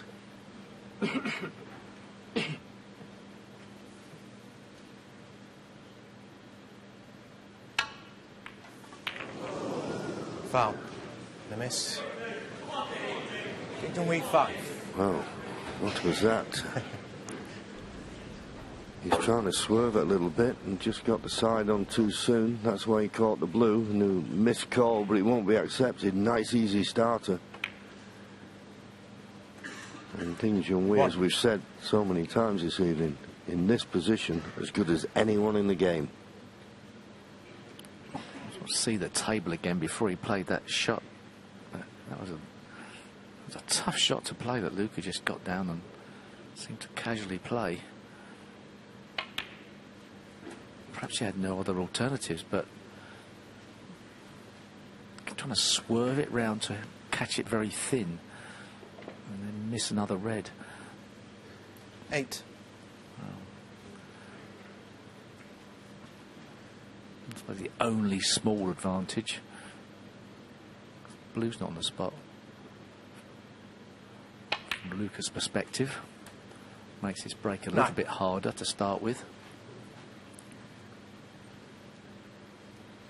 So a good shot required here, just to screw back into that area, perhaps to get those 2 reds into the left corner. He's played this well. Perhaps a bit more would have been nice.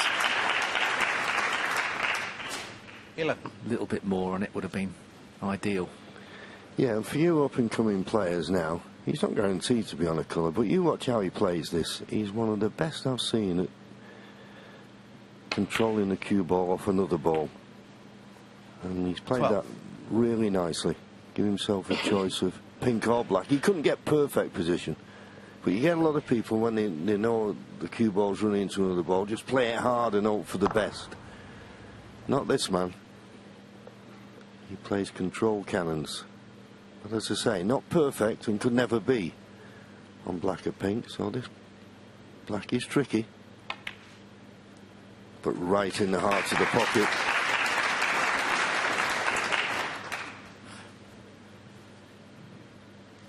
He plays that shot well.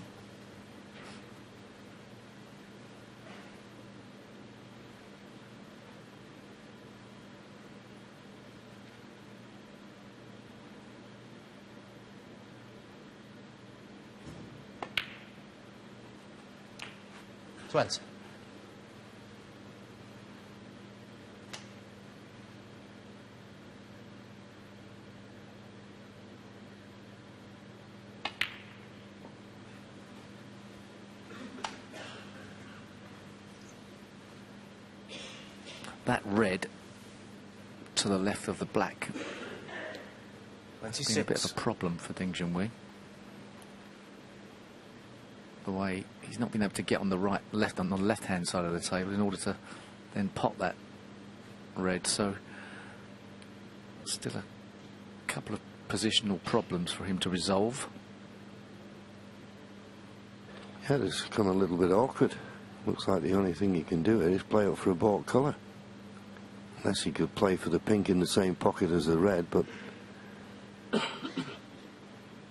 have to judge it well.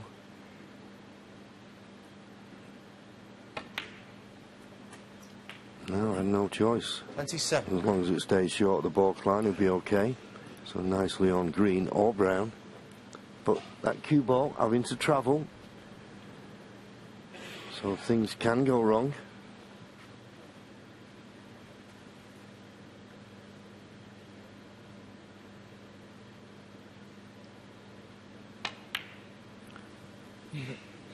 I'm assuming the pink goes past the red into the right corner.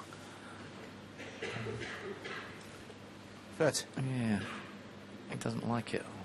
Might just squeeze past, but I don't know. That's been a problem for him as well. And he's the wrong side of this red to get on the black.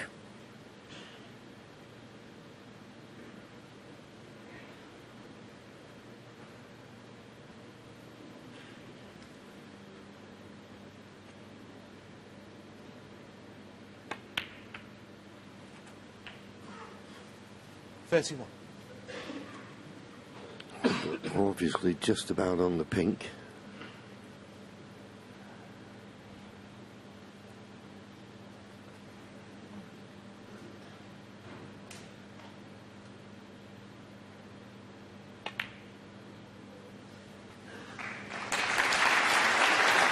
But it's still tricky. I don't know whether he can pot this red and get position on the pink. Well, looking at the pink now, he can. As you can clearly see, he could easily get on the pink to the left middle. And slowly but surely, he's whittling these reds away.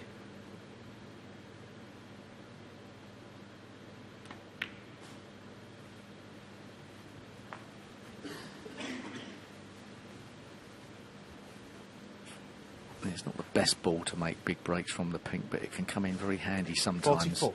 Can get you out of trouble on many occasions.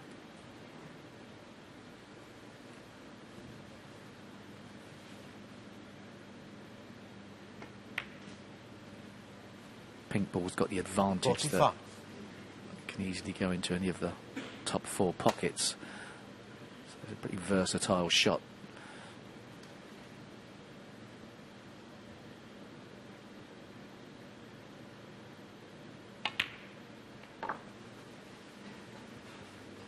Still can't get on that black to open things up there. 51. Can he now?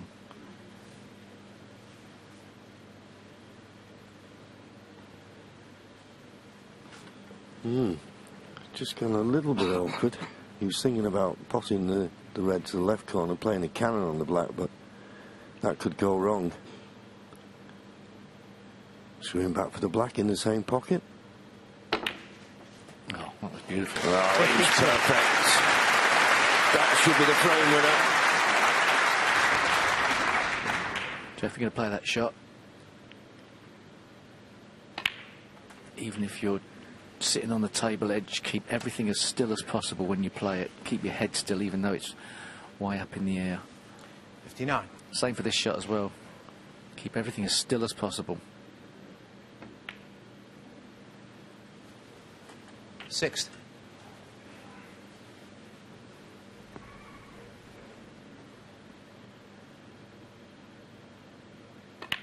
Well, this has been a pretty difficult break for him.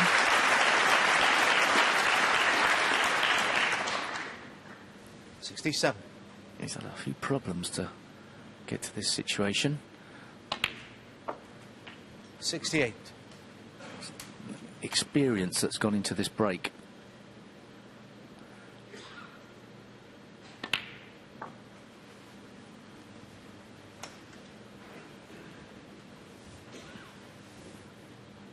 74.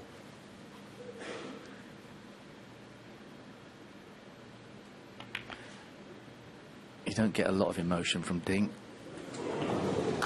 75. Just gave up that red. Yeah, you don't get a lot of emotion from him, but I think he'd be pleased with how he's coped with this break. 81.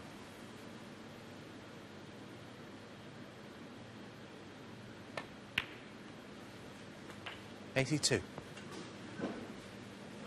Yeah, it's an indictment of what we were saying earlier on. There's none better in the game in and around the black and pink spot area.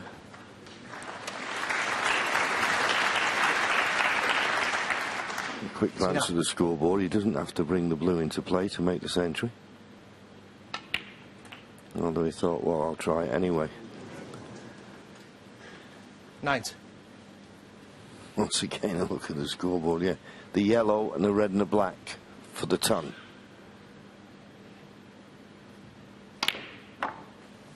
Where's the cue ball got? Oh, he's okay. But he's got to get on the black. Well, I suppose it won't matter. He doesn't need the blue. He can make the century without 92. the blue.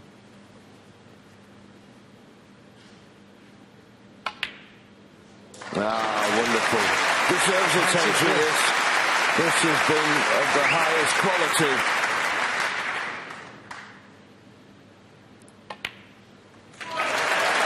Yeah, wonderful. Played some lovely positional shots there.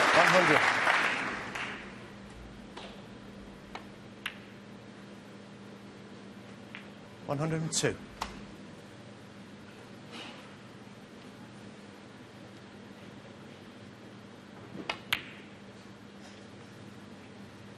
$105.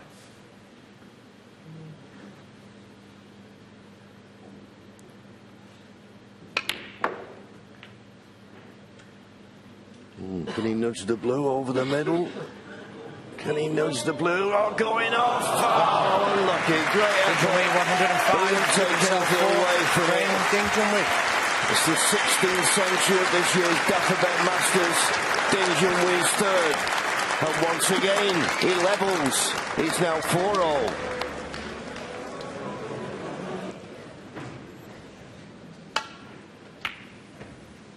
And Luca Brecel gets frame 9 underway. And both players looking for 2 more frames for a place in the semi-final. That's a better break off from Brecel there.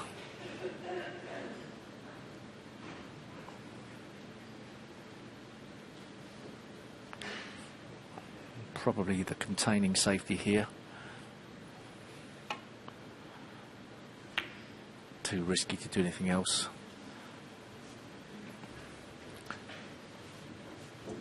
There's a tempter in the middle, but it's a bit thin. Won't be able to control the cue ball.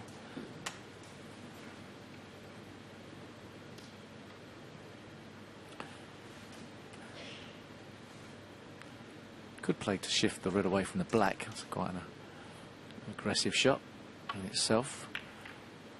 Didn't hit that very well. That's a very poor safety. It gives Ding a chance, albeit not guaranteed.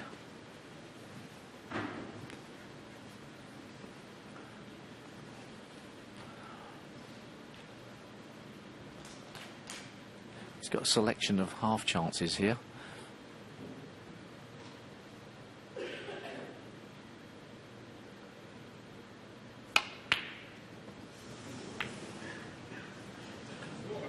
Long way out. A long way out. It really was. And he looked at another red before he decided to play, which was the right shot. So he obviously wasn't that confident. No, I don't think he fancied it. No. That's one area of the game that possibly, as you get older, you don't like as much.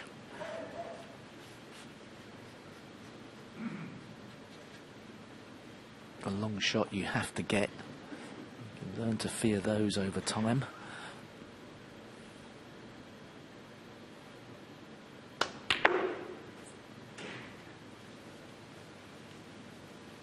One. Oh, it's okay. There's a red in the baulk end, so after potting the green, he can play for that. He can try and come down here.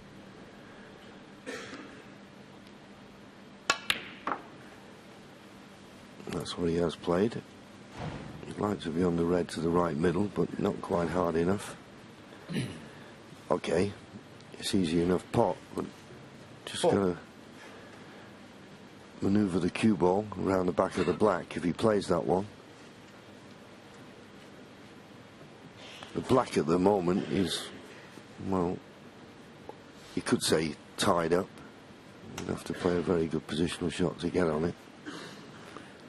There's a red above the black that you could pot and then cannon that red out of the way, but he'd have to get on that very precisely as well. This looks nowhere. You were right. You're developing a commentator's eye. Well, he played that thinking that he was guaranteed to be on a ball, but he really should have played it firmer. And then if he does collide with the blue, get some separation. Wow, no, this is very tough to avoid the push.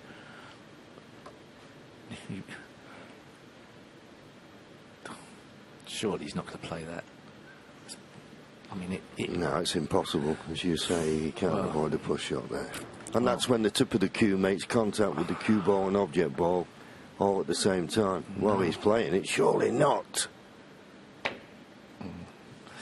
It was a push for me. Well, it wasn't called. On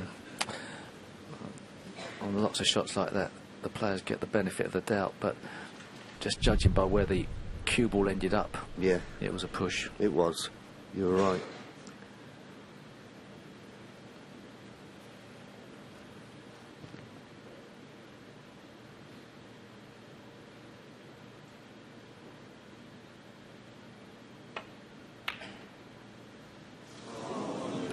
There was pressure on that shot. Regardless of whether it was called a foul or not, that was the position Ding Junhui would have been in. It wouldn't have been a miss. So that's the shot he would have had to have played.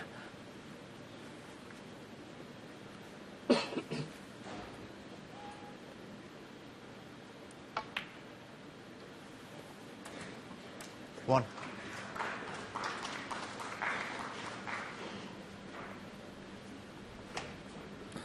It wasn't for Luca Brecel to own up to the push. It is a judgment.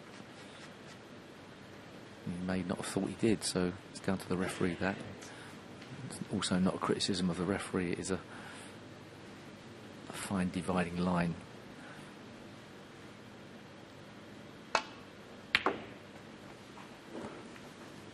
It's a poor shot. Trying to play around the back of that. Yeah, there's many shots when you're playing thin off a ball where there's every chance that the tip of the cue ball and object ball are all touching at the same time. He got a bit lucky there, didn't he, John? To have got a line up. Yeah, as you say, he was trying to run around the back of that red. Now he's on the yellow.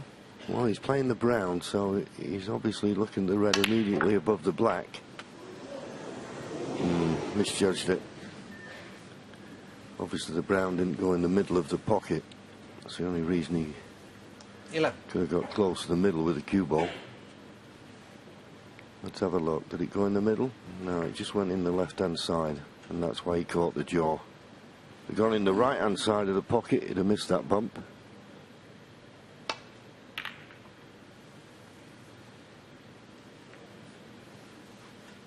Luca Brecel, 11.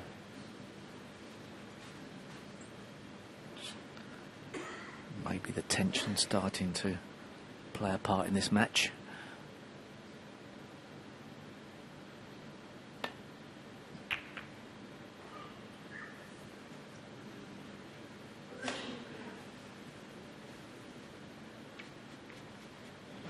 Yeah, it's been going to and fro. Luca Brecel never been behind, but now we're getting near the winning line.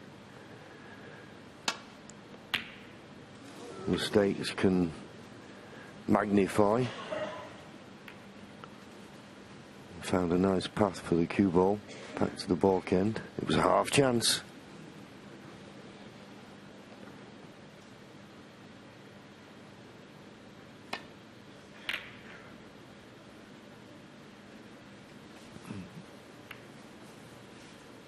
There hasn't been a great deal of safety in this match, but there are a few reds that are making their way to the top cushion. Yellow's in a nice position from the point of view of getting a good snooker,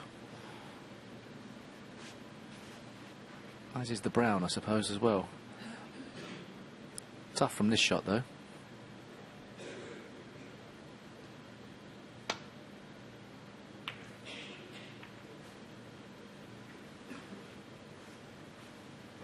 No snooker, but a beautiful length.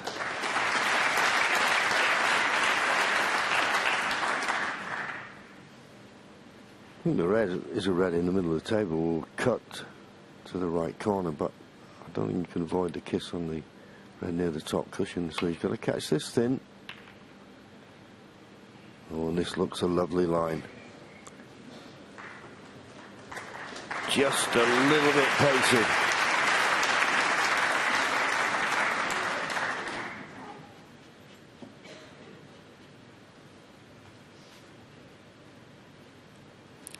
Temptation to try and play the cue ball back down behind the yellow off the red on the left hand side of the table as we look, but it could go wrong trying that.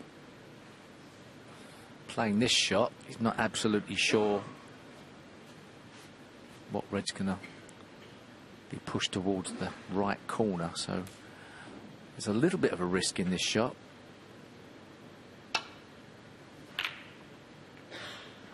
He found a way to make sure that he got the red back across the table, so contained the situation. Tough to force an issue here, though, force a mistake.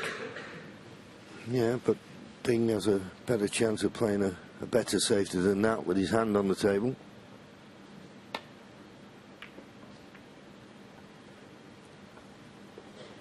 But once again, too pacey.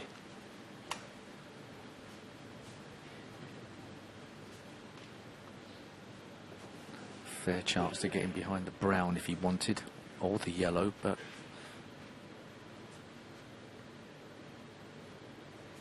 with those reds on the top cushion, it's not going to be easy to force a frame winning chance. He looks to have more of a problem than we first thought. Yeah, I think he's thinking he could play a pot here on a red to the left corner, but he's hampered by the green, so that's why he's gone back to the safety. Here's the shot to try and get behind the brown. A bit too thick. Yeah, but now that black's gone there, if you could cover your opponent from playing safe down the right-hand side of the table as we look, you could have someone in deep trouble.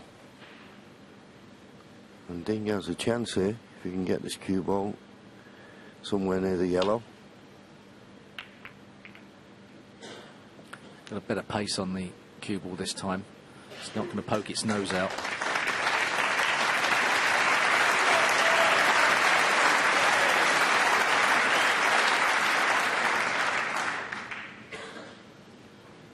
It's an easy one cushion escape round the back, hopefully, of those two reds just behind the black spot.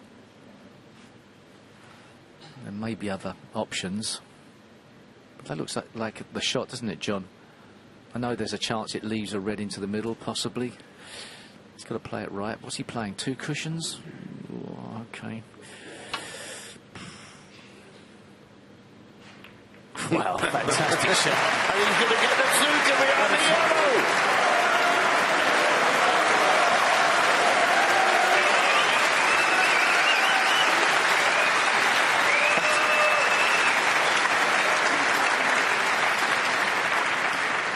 Tell you what, There's not many top players I think would have played that.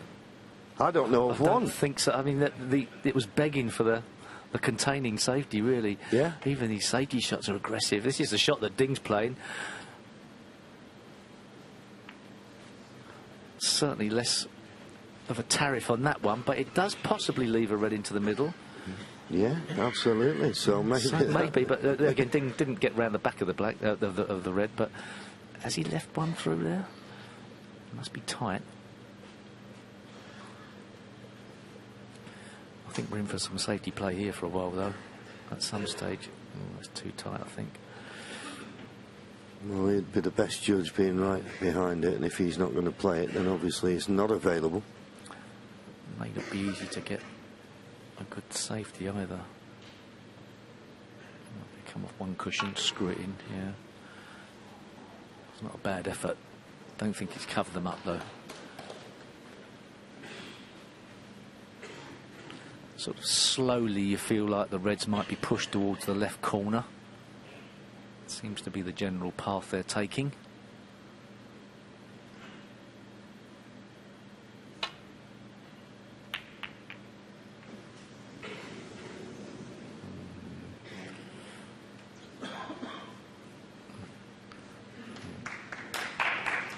Luca may be obligated to play into the jaws here and not mind if he goes in off, unless he can.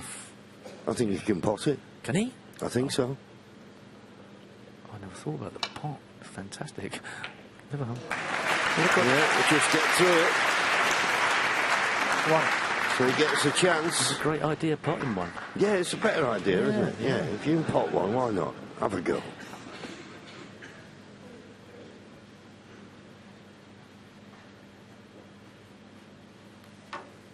Match time just over 2 hours, and you can't say it's not been entertaining.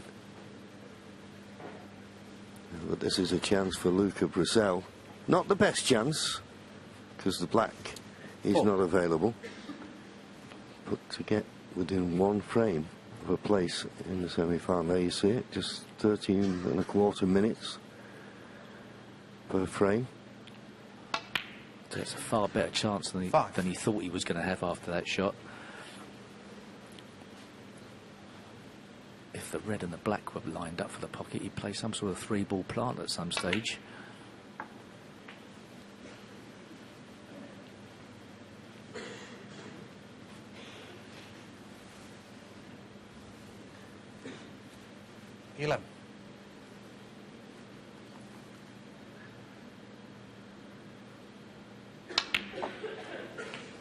Well, sort of lined up for the pocket. Is that what he's going to play to leave himself? No, surely not. He's come straight in the pink. That's not good. If no.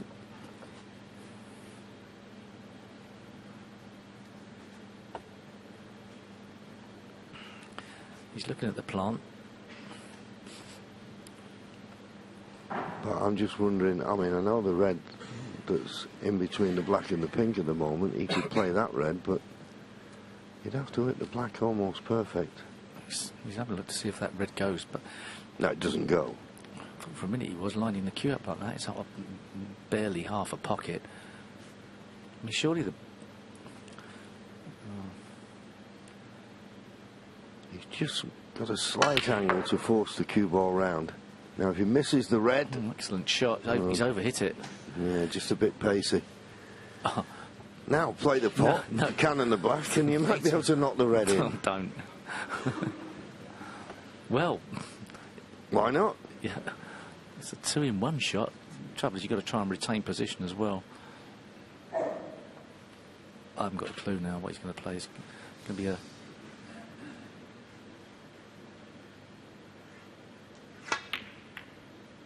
Oh, excellent shot.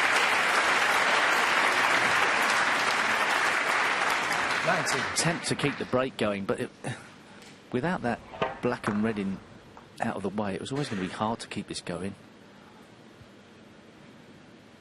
Surely it's time to cut your losses here. Yeah, he's got a 35-point advantage. I would suggest putting the brown near the side cushion, trying to get the snooker behind the yellow. This yellow's very inviting, isn't it? Yep.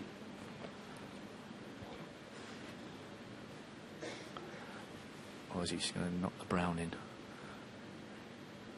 Go up the table, disturb the reds. How aggressive is this? Can't be the shot, surely. Oh, didn't play it. Of course not. And a good safety as well.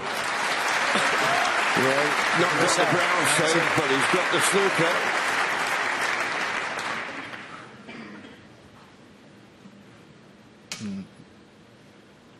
Yeah, it wasn't really worth getting the brown safe in one respect. He hasn't got enough points on the board for that.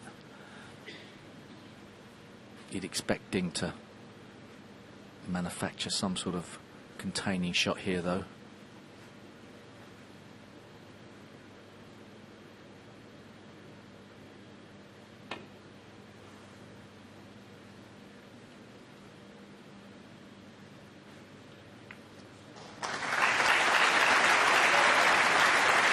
Yeah, not the most difficult of snookers to escape from, but there is a chance here to get back behind the yellow.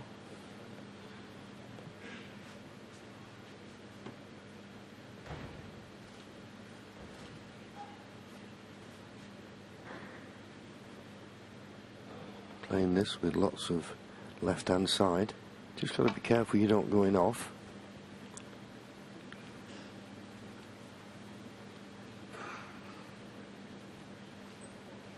Just a fraction short of pace, but good length.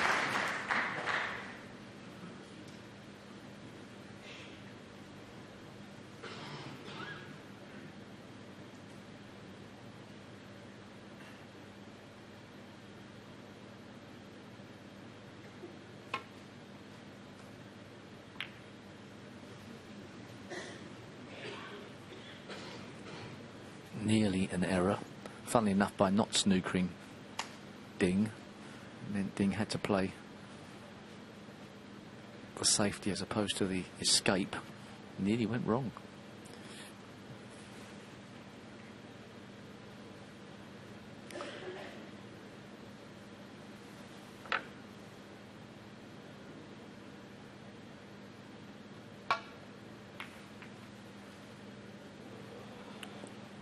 He hit that well.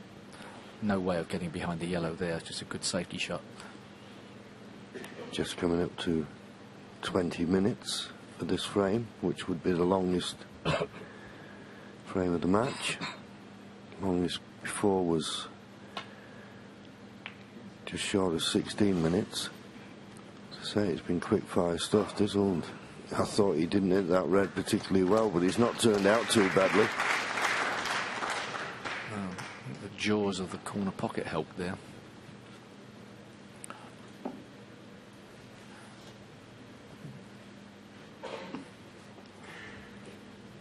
Well, obviously he can get through to clip this red. He just doesn't. He wants to be careful. He doesn't knock the pink onto the black and knock that other red over the corner.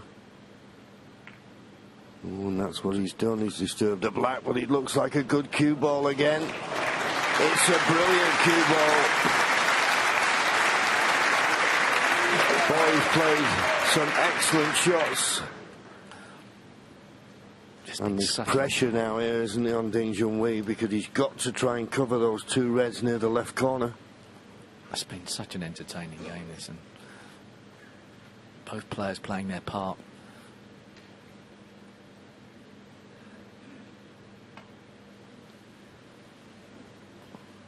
It's a little bit short of pace here. Has it got there? Just.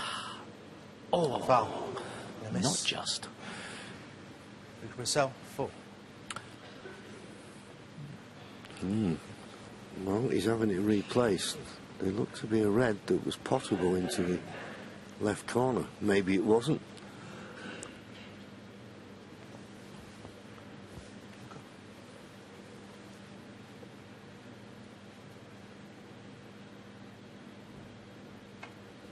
Expecting to make the adjustment.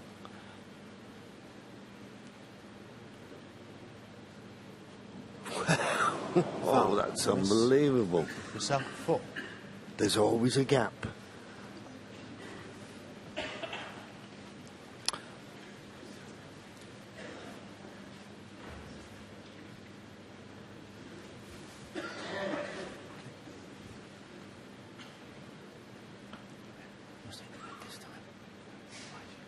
Yes, whispered a warning here. He's got to hit it this time, otherwise he forfeits the frame, and he's going the same way.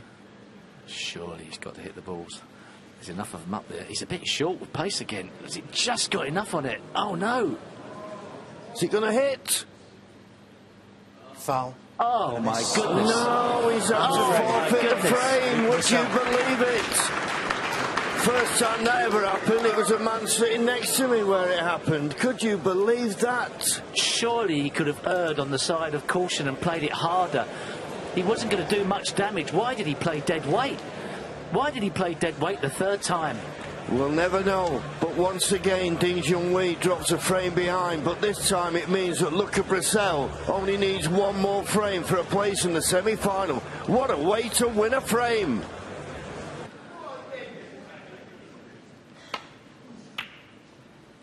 Actually, I don't think that's. I don't think they're boos. I think it's like a. Luca is like a. That's a Belgian fans in giving it a Luca.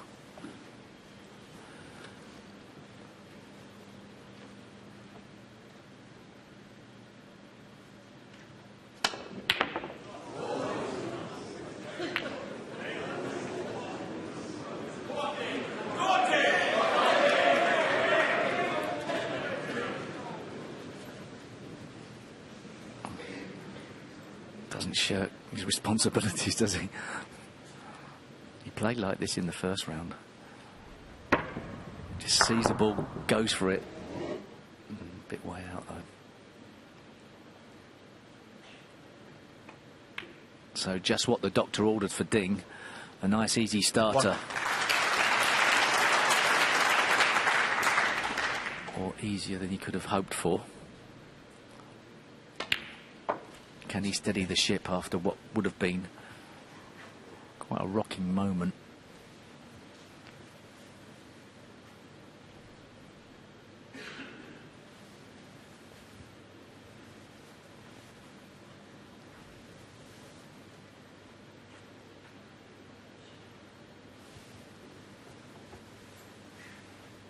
Thank you.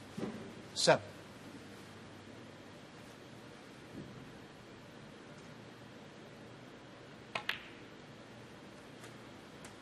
Eight.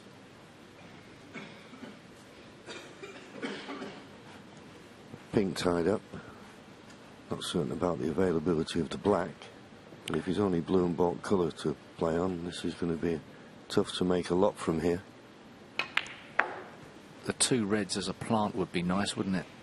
It'd be delightful. And Get he's a on lovely it, way. if they're on. Looks like he's played for it. 13. And also, the angle he's got, the second or the first red's going to clear from the black. Yep. It's ideal. 14. In the white. He either under hit and quit on that, or he got some sort of kick, because he didn't really screw back enough to make the black that easy. He had a quick look at his tip. It's a little bit trickier than it should have been.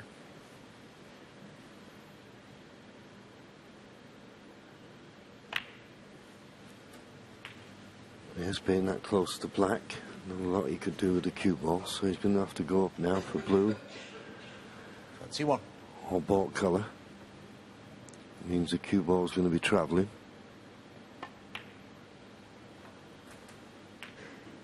And he wants to stop short of the 22. bought line.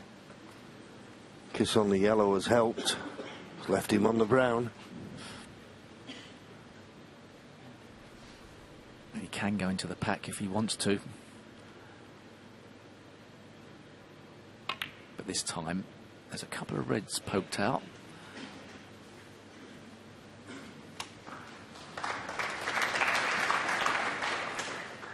Six. He'd like very much to be on the blue in such a way to open those reds up.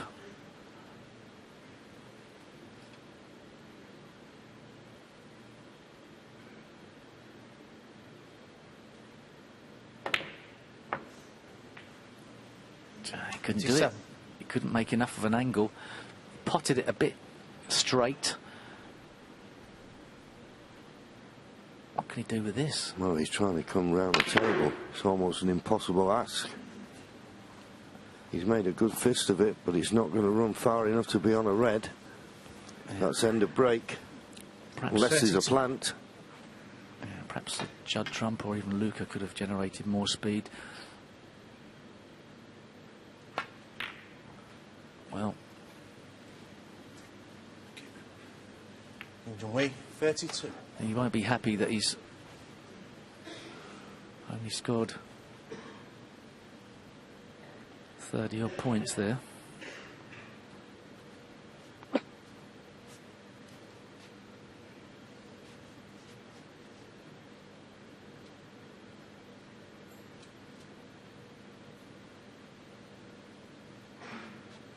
Obviously can't get through to the red that's closest to the right corner because of the blue, and he's just a bit concerned playing a safety that you leave one over the right corner pocket.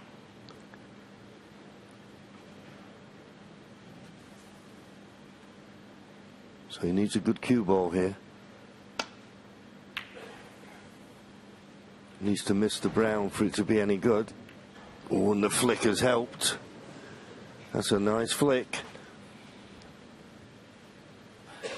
He's blocked the path down the left-hand side of the table, I think. Although Ding has got 3 reds sort of all lined up, but he could play the swerve and try and clip one of them. It's a big area. Good effort.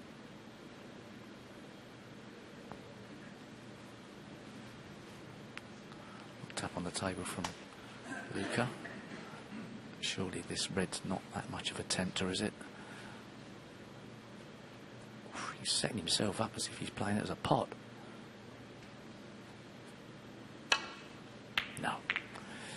Thought for a minute he would. He's not played the greatest of safeties, but no damage really done. Unless, is there a gap through there to play a shot to nothing? I think he might just be able to get through.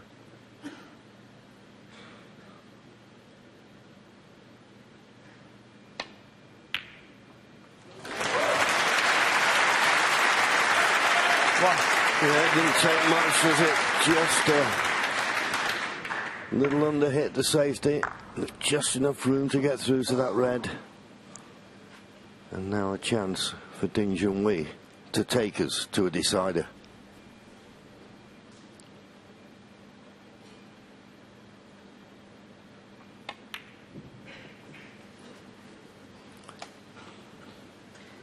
You just feel it's only the pressure of the situation that can stop him.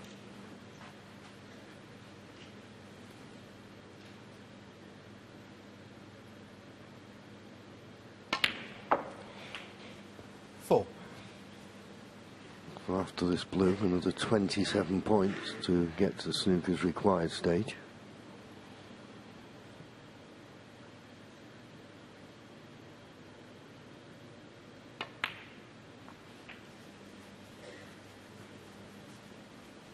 Which is basically 4 of these remaining reds required. No. Can't really see any problems here.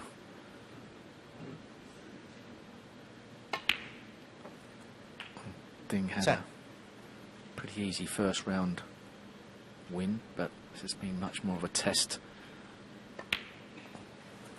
If Ding does convert this, every likelihood of that, it'll be Luca's second last frame decider. He played so well in the first one 60. against Mark Allen.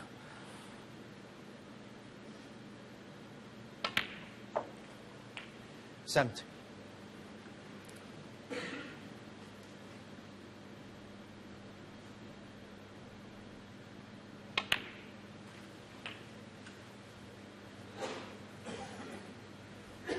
Red, black, red needed. 24. 25.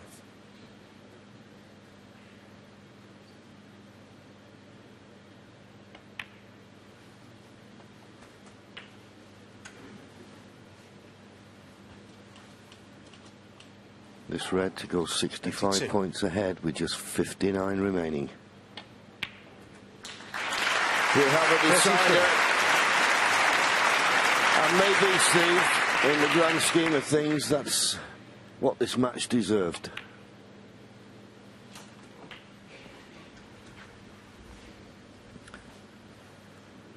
Yeah, it's been such an exciting match. May not have been the highest standard of the tournament so far, but 41. I think from an entertainment point of view, it's been brilliant. Twists and turns all over the place. 48.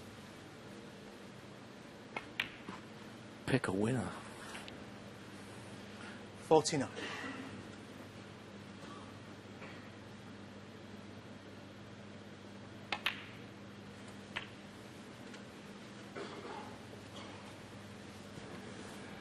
$1,011 56 points in the tournament for Ding Junhui, 1,010 for Luca Brecel. That's how close it is. 57. Ding Junhui now just go ahead on points scored in the tournament, but it's all going to be about the last frame, and even Ding Junhui will have his mind on that. Black doesn't go in, there was no century on anyway, it'll just be glad and nods, concession, Luca Brecel, and both players not leaving the arena, sitting there, getting prepared for the 11th and deciding frame. It's 5-all. There's the handshake.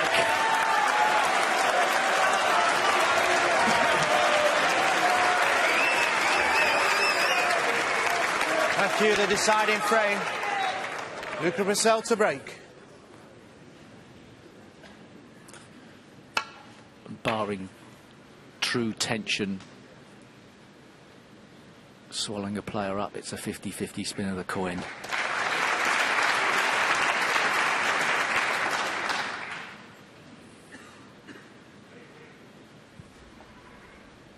No heroics here from Ding Junhui, I feel. He's caught it a bit wide, but it's a tough one into the middle pocket. It really is.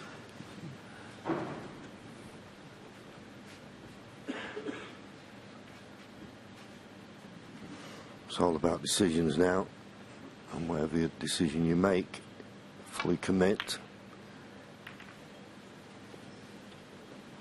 Good safety. It was a good break-off shot that Luca played, which could only leave a containing reply. Well, you have to play another one.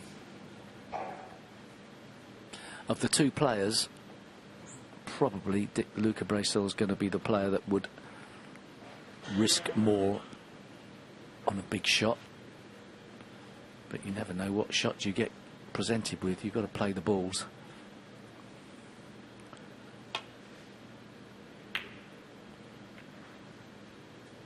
Another containing one. The red flicks the red, and it is a tempter for Luca, I feel. Not as easy as it looks on our overhead camera, but it's within range.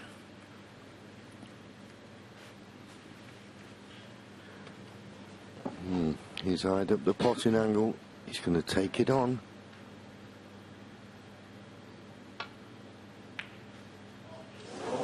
Not quite.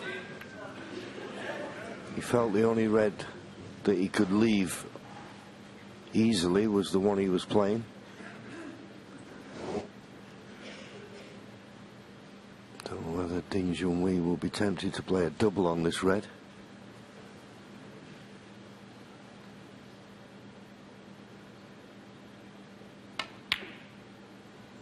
He was, and that's always the problem with the double. If it hits the jaw, you don't know where the red's going to finish up. That is thin. Thin, and he's got a cue over the top of the brown. That red did well to even get near the pocket, flicking off the two colours there. How thin is it? You can get to it, but... Can he avoid the enough in the middle as well? It wasn't as bad as I first thought. No, it wasn't, was it? And that's not a bad kiss on the yellow. Particularly if he's got an angle on the yellow. Big encouragement in the room. I think the crowd love what they see when they watch Luca Brecel play. Don't we all? Such an entertaining player. I think he's got just a slight angle on the yellow. You'll need a very precise positional shot. I mean, obviously the red he'd like to be on is the one just to the right of the black as we look. Can he judge it and find that gap? There you see, just enough angle.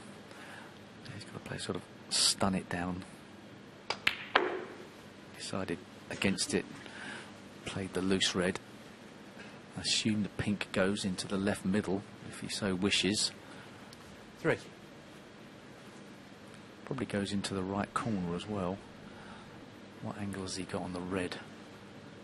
Could have come down a fraction more. Got to cue this nice if he's holding for the pink. Oh, he did. Oh, he did, didn't he? 4. Took that as sweet as a nut. And there's a lot of pressure out there. He's coping with it well so far.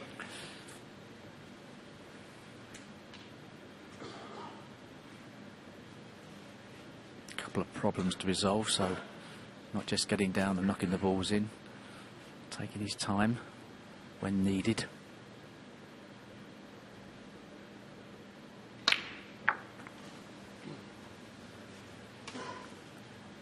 He's playing for the red in the middle. Could have got on it a bit better, but 10. expect him to get it.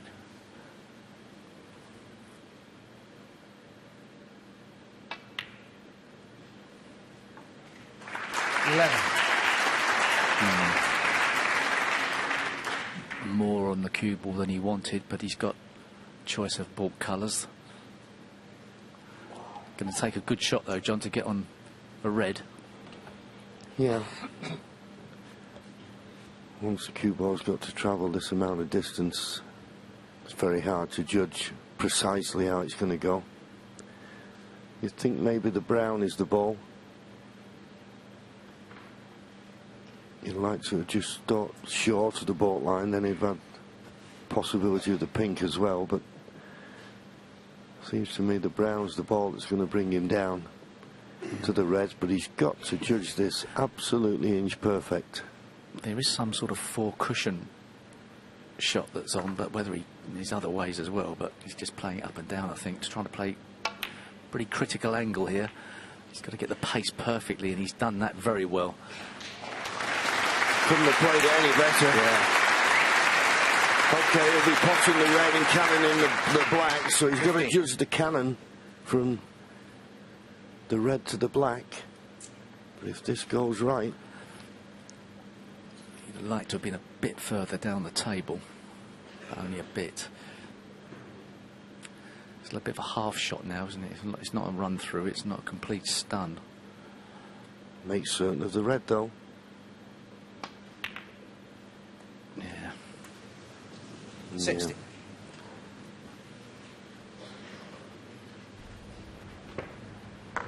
Yeah, as you say, if it was a little bit straighter, Yellow ball. he maybe could have potted that and then just caught the black quarter ball rather than half ball. Yeah, actually, the angle was... oh, he mishit that a little bit, but... Luca Brecel. 60. May have got away with it. Has Ding got a shot? Well, first chance to Luca, he scores 16.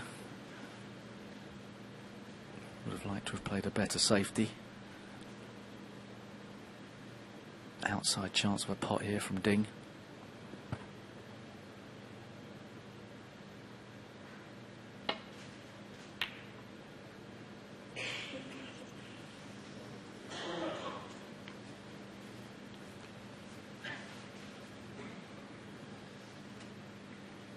Pretty big target area behind green and brown.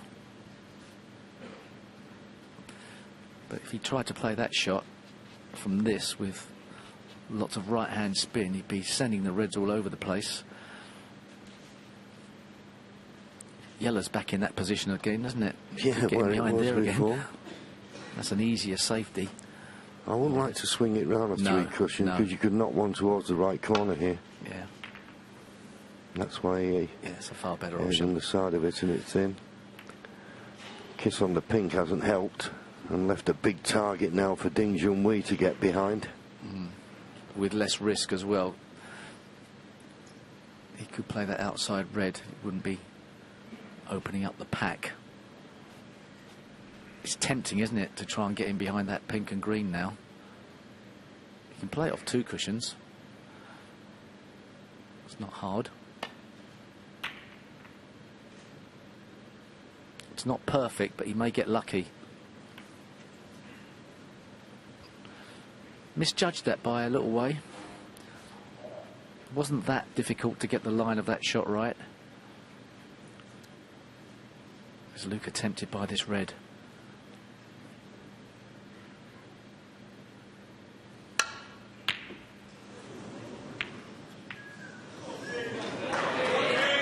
It's always the problem. Oh, he's got away with it. He's got away with it. Well, say got away with it.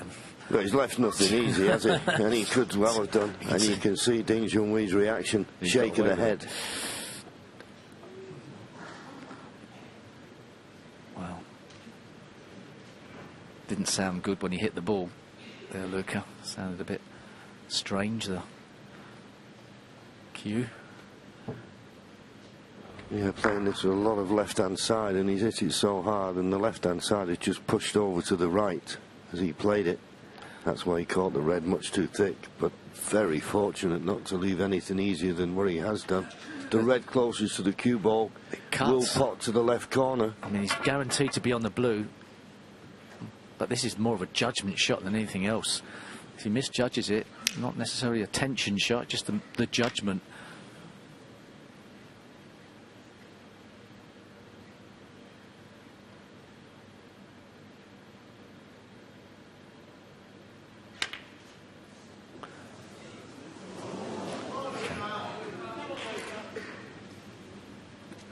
Could avoid collision with the red, so it wasn't fully committed. Element of safety. Don't think Luca can get past to cut the red back. No, but what about the red just above the black? That will pot. It's very risky. I mean, it really is taking the ball by the horns. But is there a good? Is there an easy safety on? Well, there probably is, but is there an easy good safety on?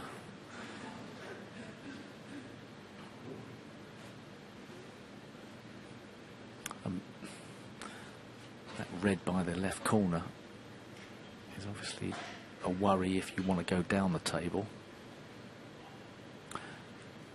You can just clip that red to the side cushion and send the cue ball to the top cushion, but it's not putting any pressure on Ding. Just over 2.5 hours, and still nowhere near deciding who's going to win this match. Well, it looks like he can get past the black to get to that red, or if not, play it off the cushion. But well, he can get past the black, as you can see, so he could clip it thin and take the cue ball back to the baulk cushion.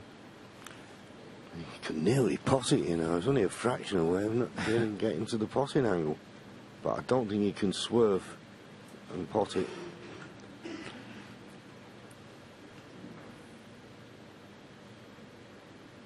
I don't like playing safe off those two in the baulk end. I think there's a chance of a double kiss on the one on the left-hand side of the table. I know you'd think it's a big target, pink, green and brown, but if you don't get it, you'd leave a pot on and could cost you the match.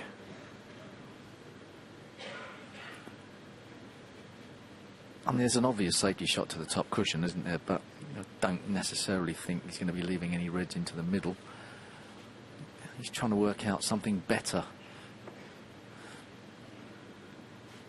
Got to be careful if you play to the side cushion. There's a red that pots just above the black. Is he looking at the pot into the middle pocket? Oh, where's the red gone? That's the only way he could have left it on. Oh, but it's got awkward.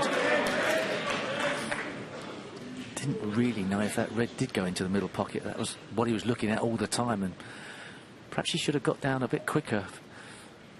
Played that. So, that red along the top cushion is nowhere near as easy as it looks on our TV screen.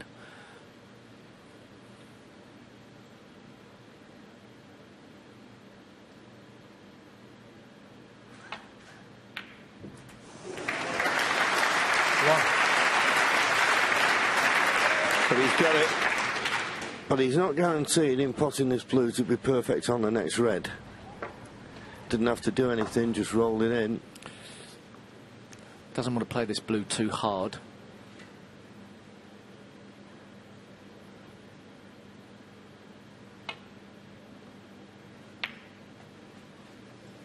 And even so, he couldn't get out of that area. No, when the blue goes on its own spot, I don't think he can get to the one that's near the left corner. 6. Result, absolute result from Luca Brecel's point of view. If Ding could have played that shot and caught the blue a bit thinner, he'd have been okay.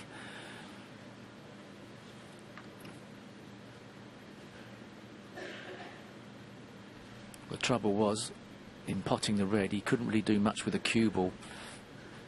If he could have got his hand on the table or got to the bottom of the cue ball, would have made it a lot easier on that blue. So now what? Well, I don't see a good safety, and when you don't see a good safety, you may as well go for the pots. But it's a tough one. This red to the left corner, beyond the black, should it go in? But if it doesn't, I don't see it as a shot for nothing. Big moments here. This is a massive shot.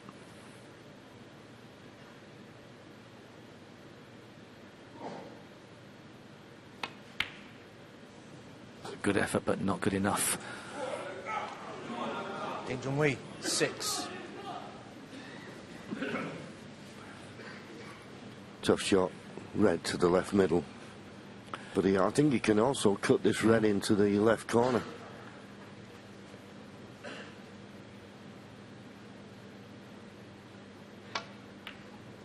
And he has done, and he's going to finish nicely on the pink. What a chance now for Luca Brecel. There was a lot of tension, a lot of pressure on that red that Ding played.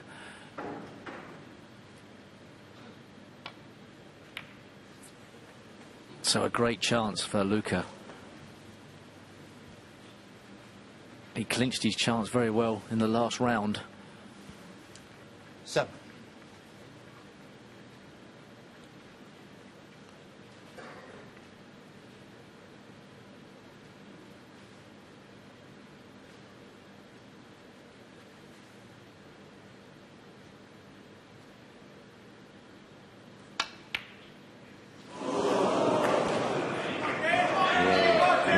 Believe it, the things that can be missed under pressure at this game.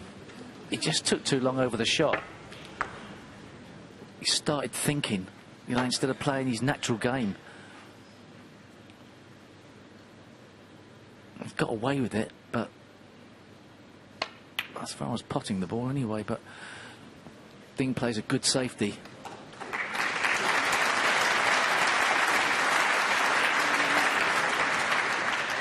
There, good safety. Can he get through? I think he can. Oh. What a mistake that is from Ding Junhui. Well, it looked like a fantastic safety shot.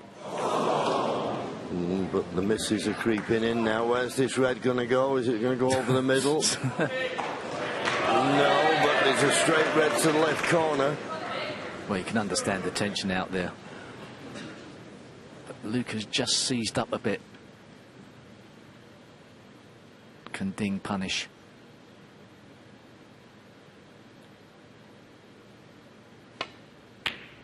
Good shot. And he's on the black. Will Ding's experience count here? You'd expect it to. Luca's had 2 golden opportunities in this frame already. Certainly the second one.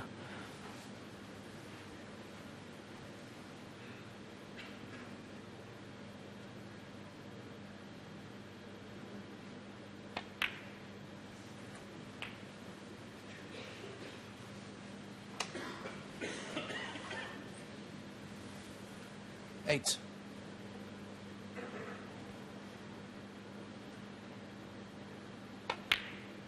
Always been playing catch-up in this match. 9. As Ding Junhui never been in front. But he's got a chance now to win frame and match at this visit.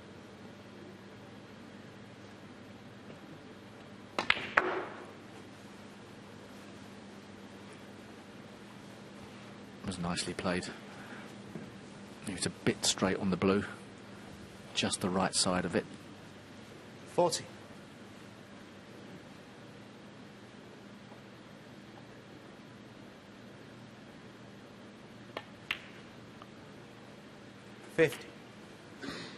Can he hold himself together? The nerves have been jangling.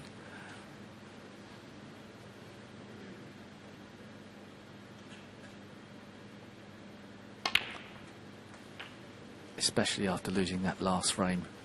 In such a bizarre situation. 22. 33 more points needed. That means we need 5 of these 33. remaining reds. 4 reds, 4 blacks is 32.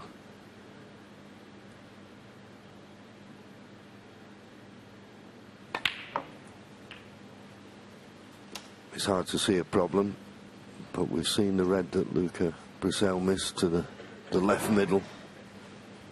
30. You wouldn't miss that 1 in 1,000 normally.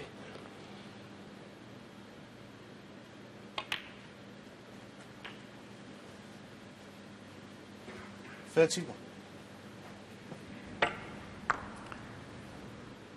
some right hand spin on it, flicked it off course. Meanwhile, Ding still in perfect position. Gilt edge chance. Don't think he's going to shirk his responsibilities here. Probably helps him if the pink doesn't go. Simplifies things. Keep on the black. Doesn't really matter one way or the other, though. He's got blue and black to play with. 37.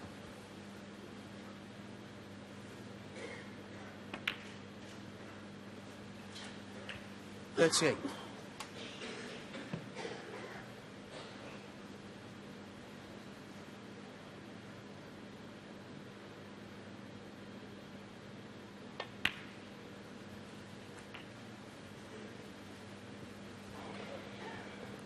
So looking for red, colour red.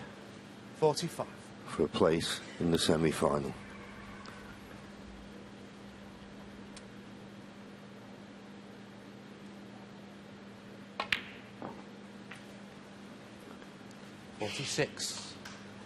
Just got enough angle, it appears, on this blue to drop on the red near the right middle.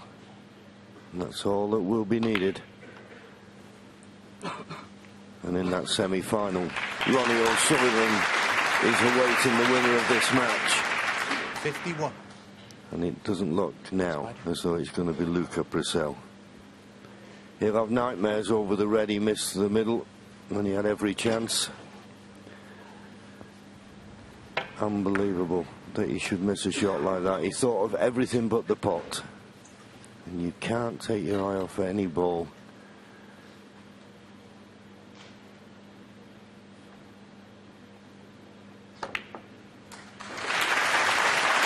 So in it goes, and this blue now to go 40 points ahead with just 35 remaining.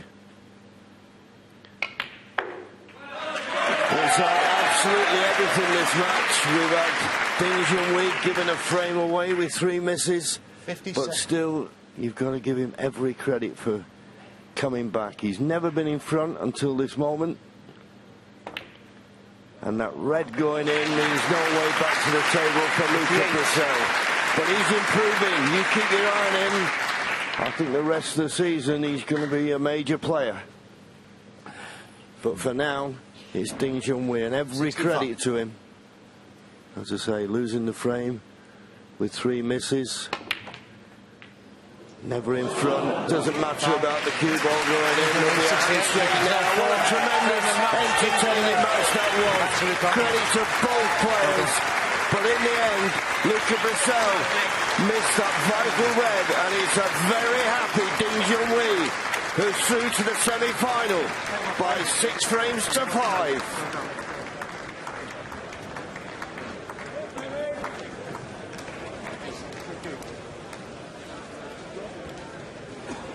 Good game, good game.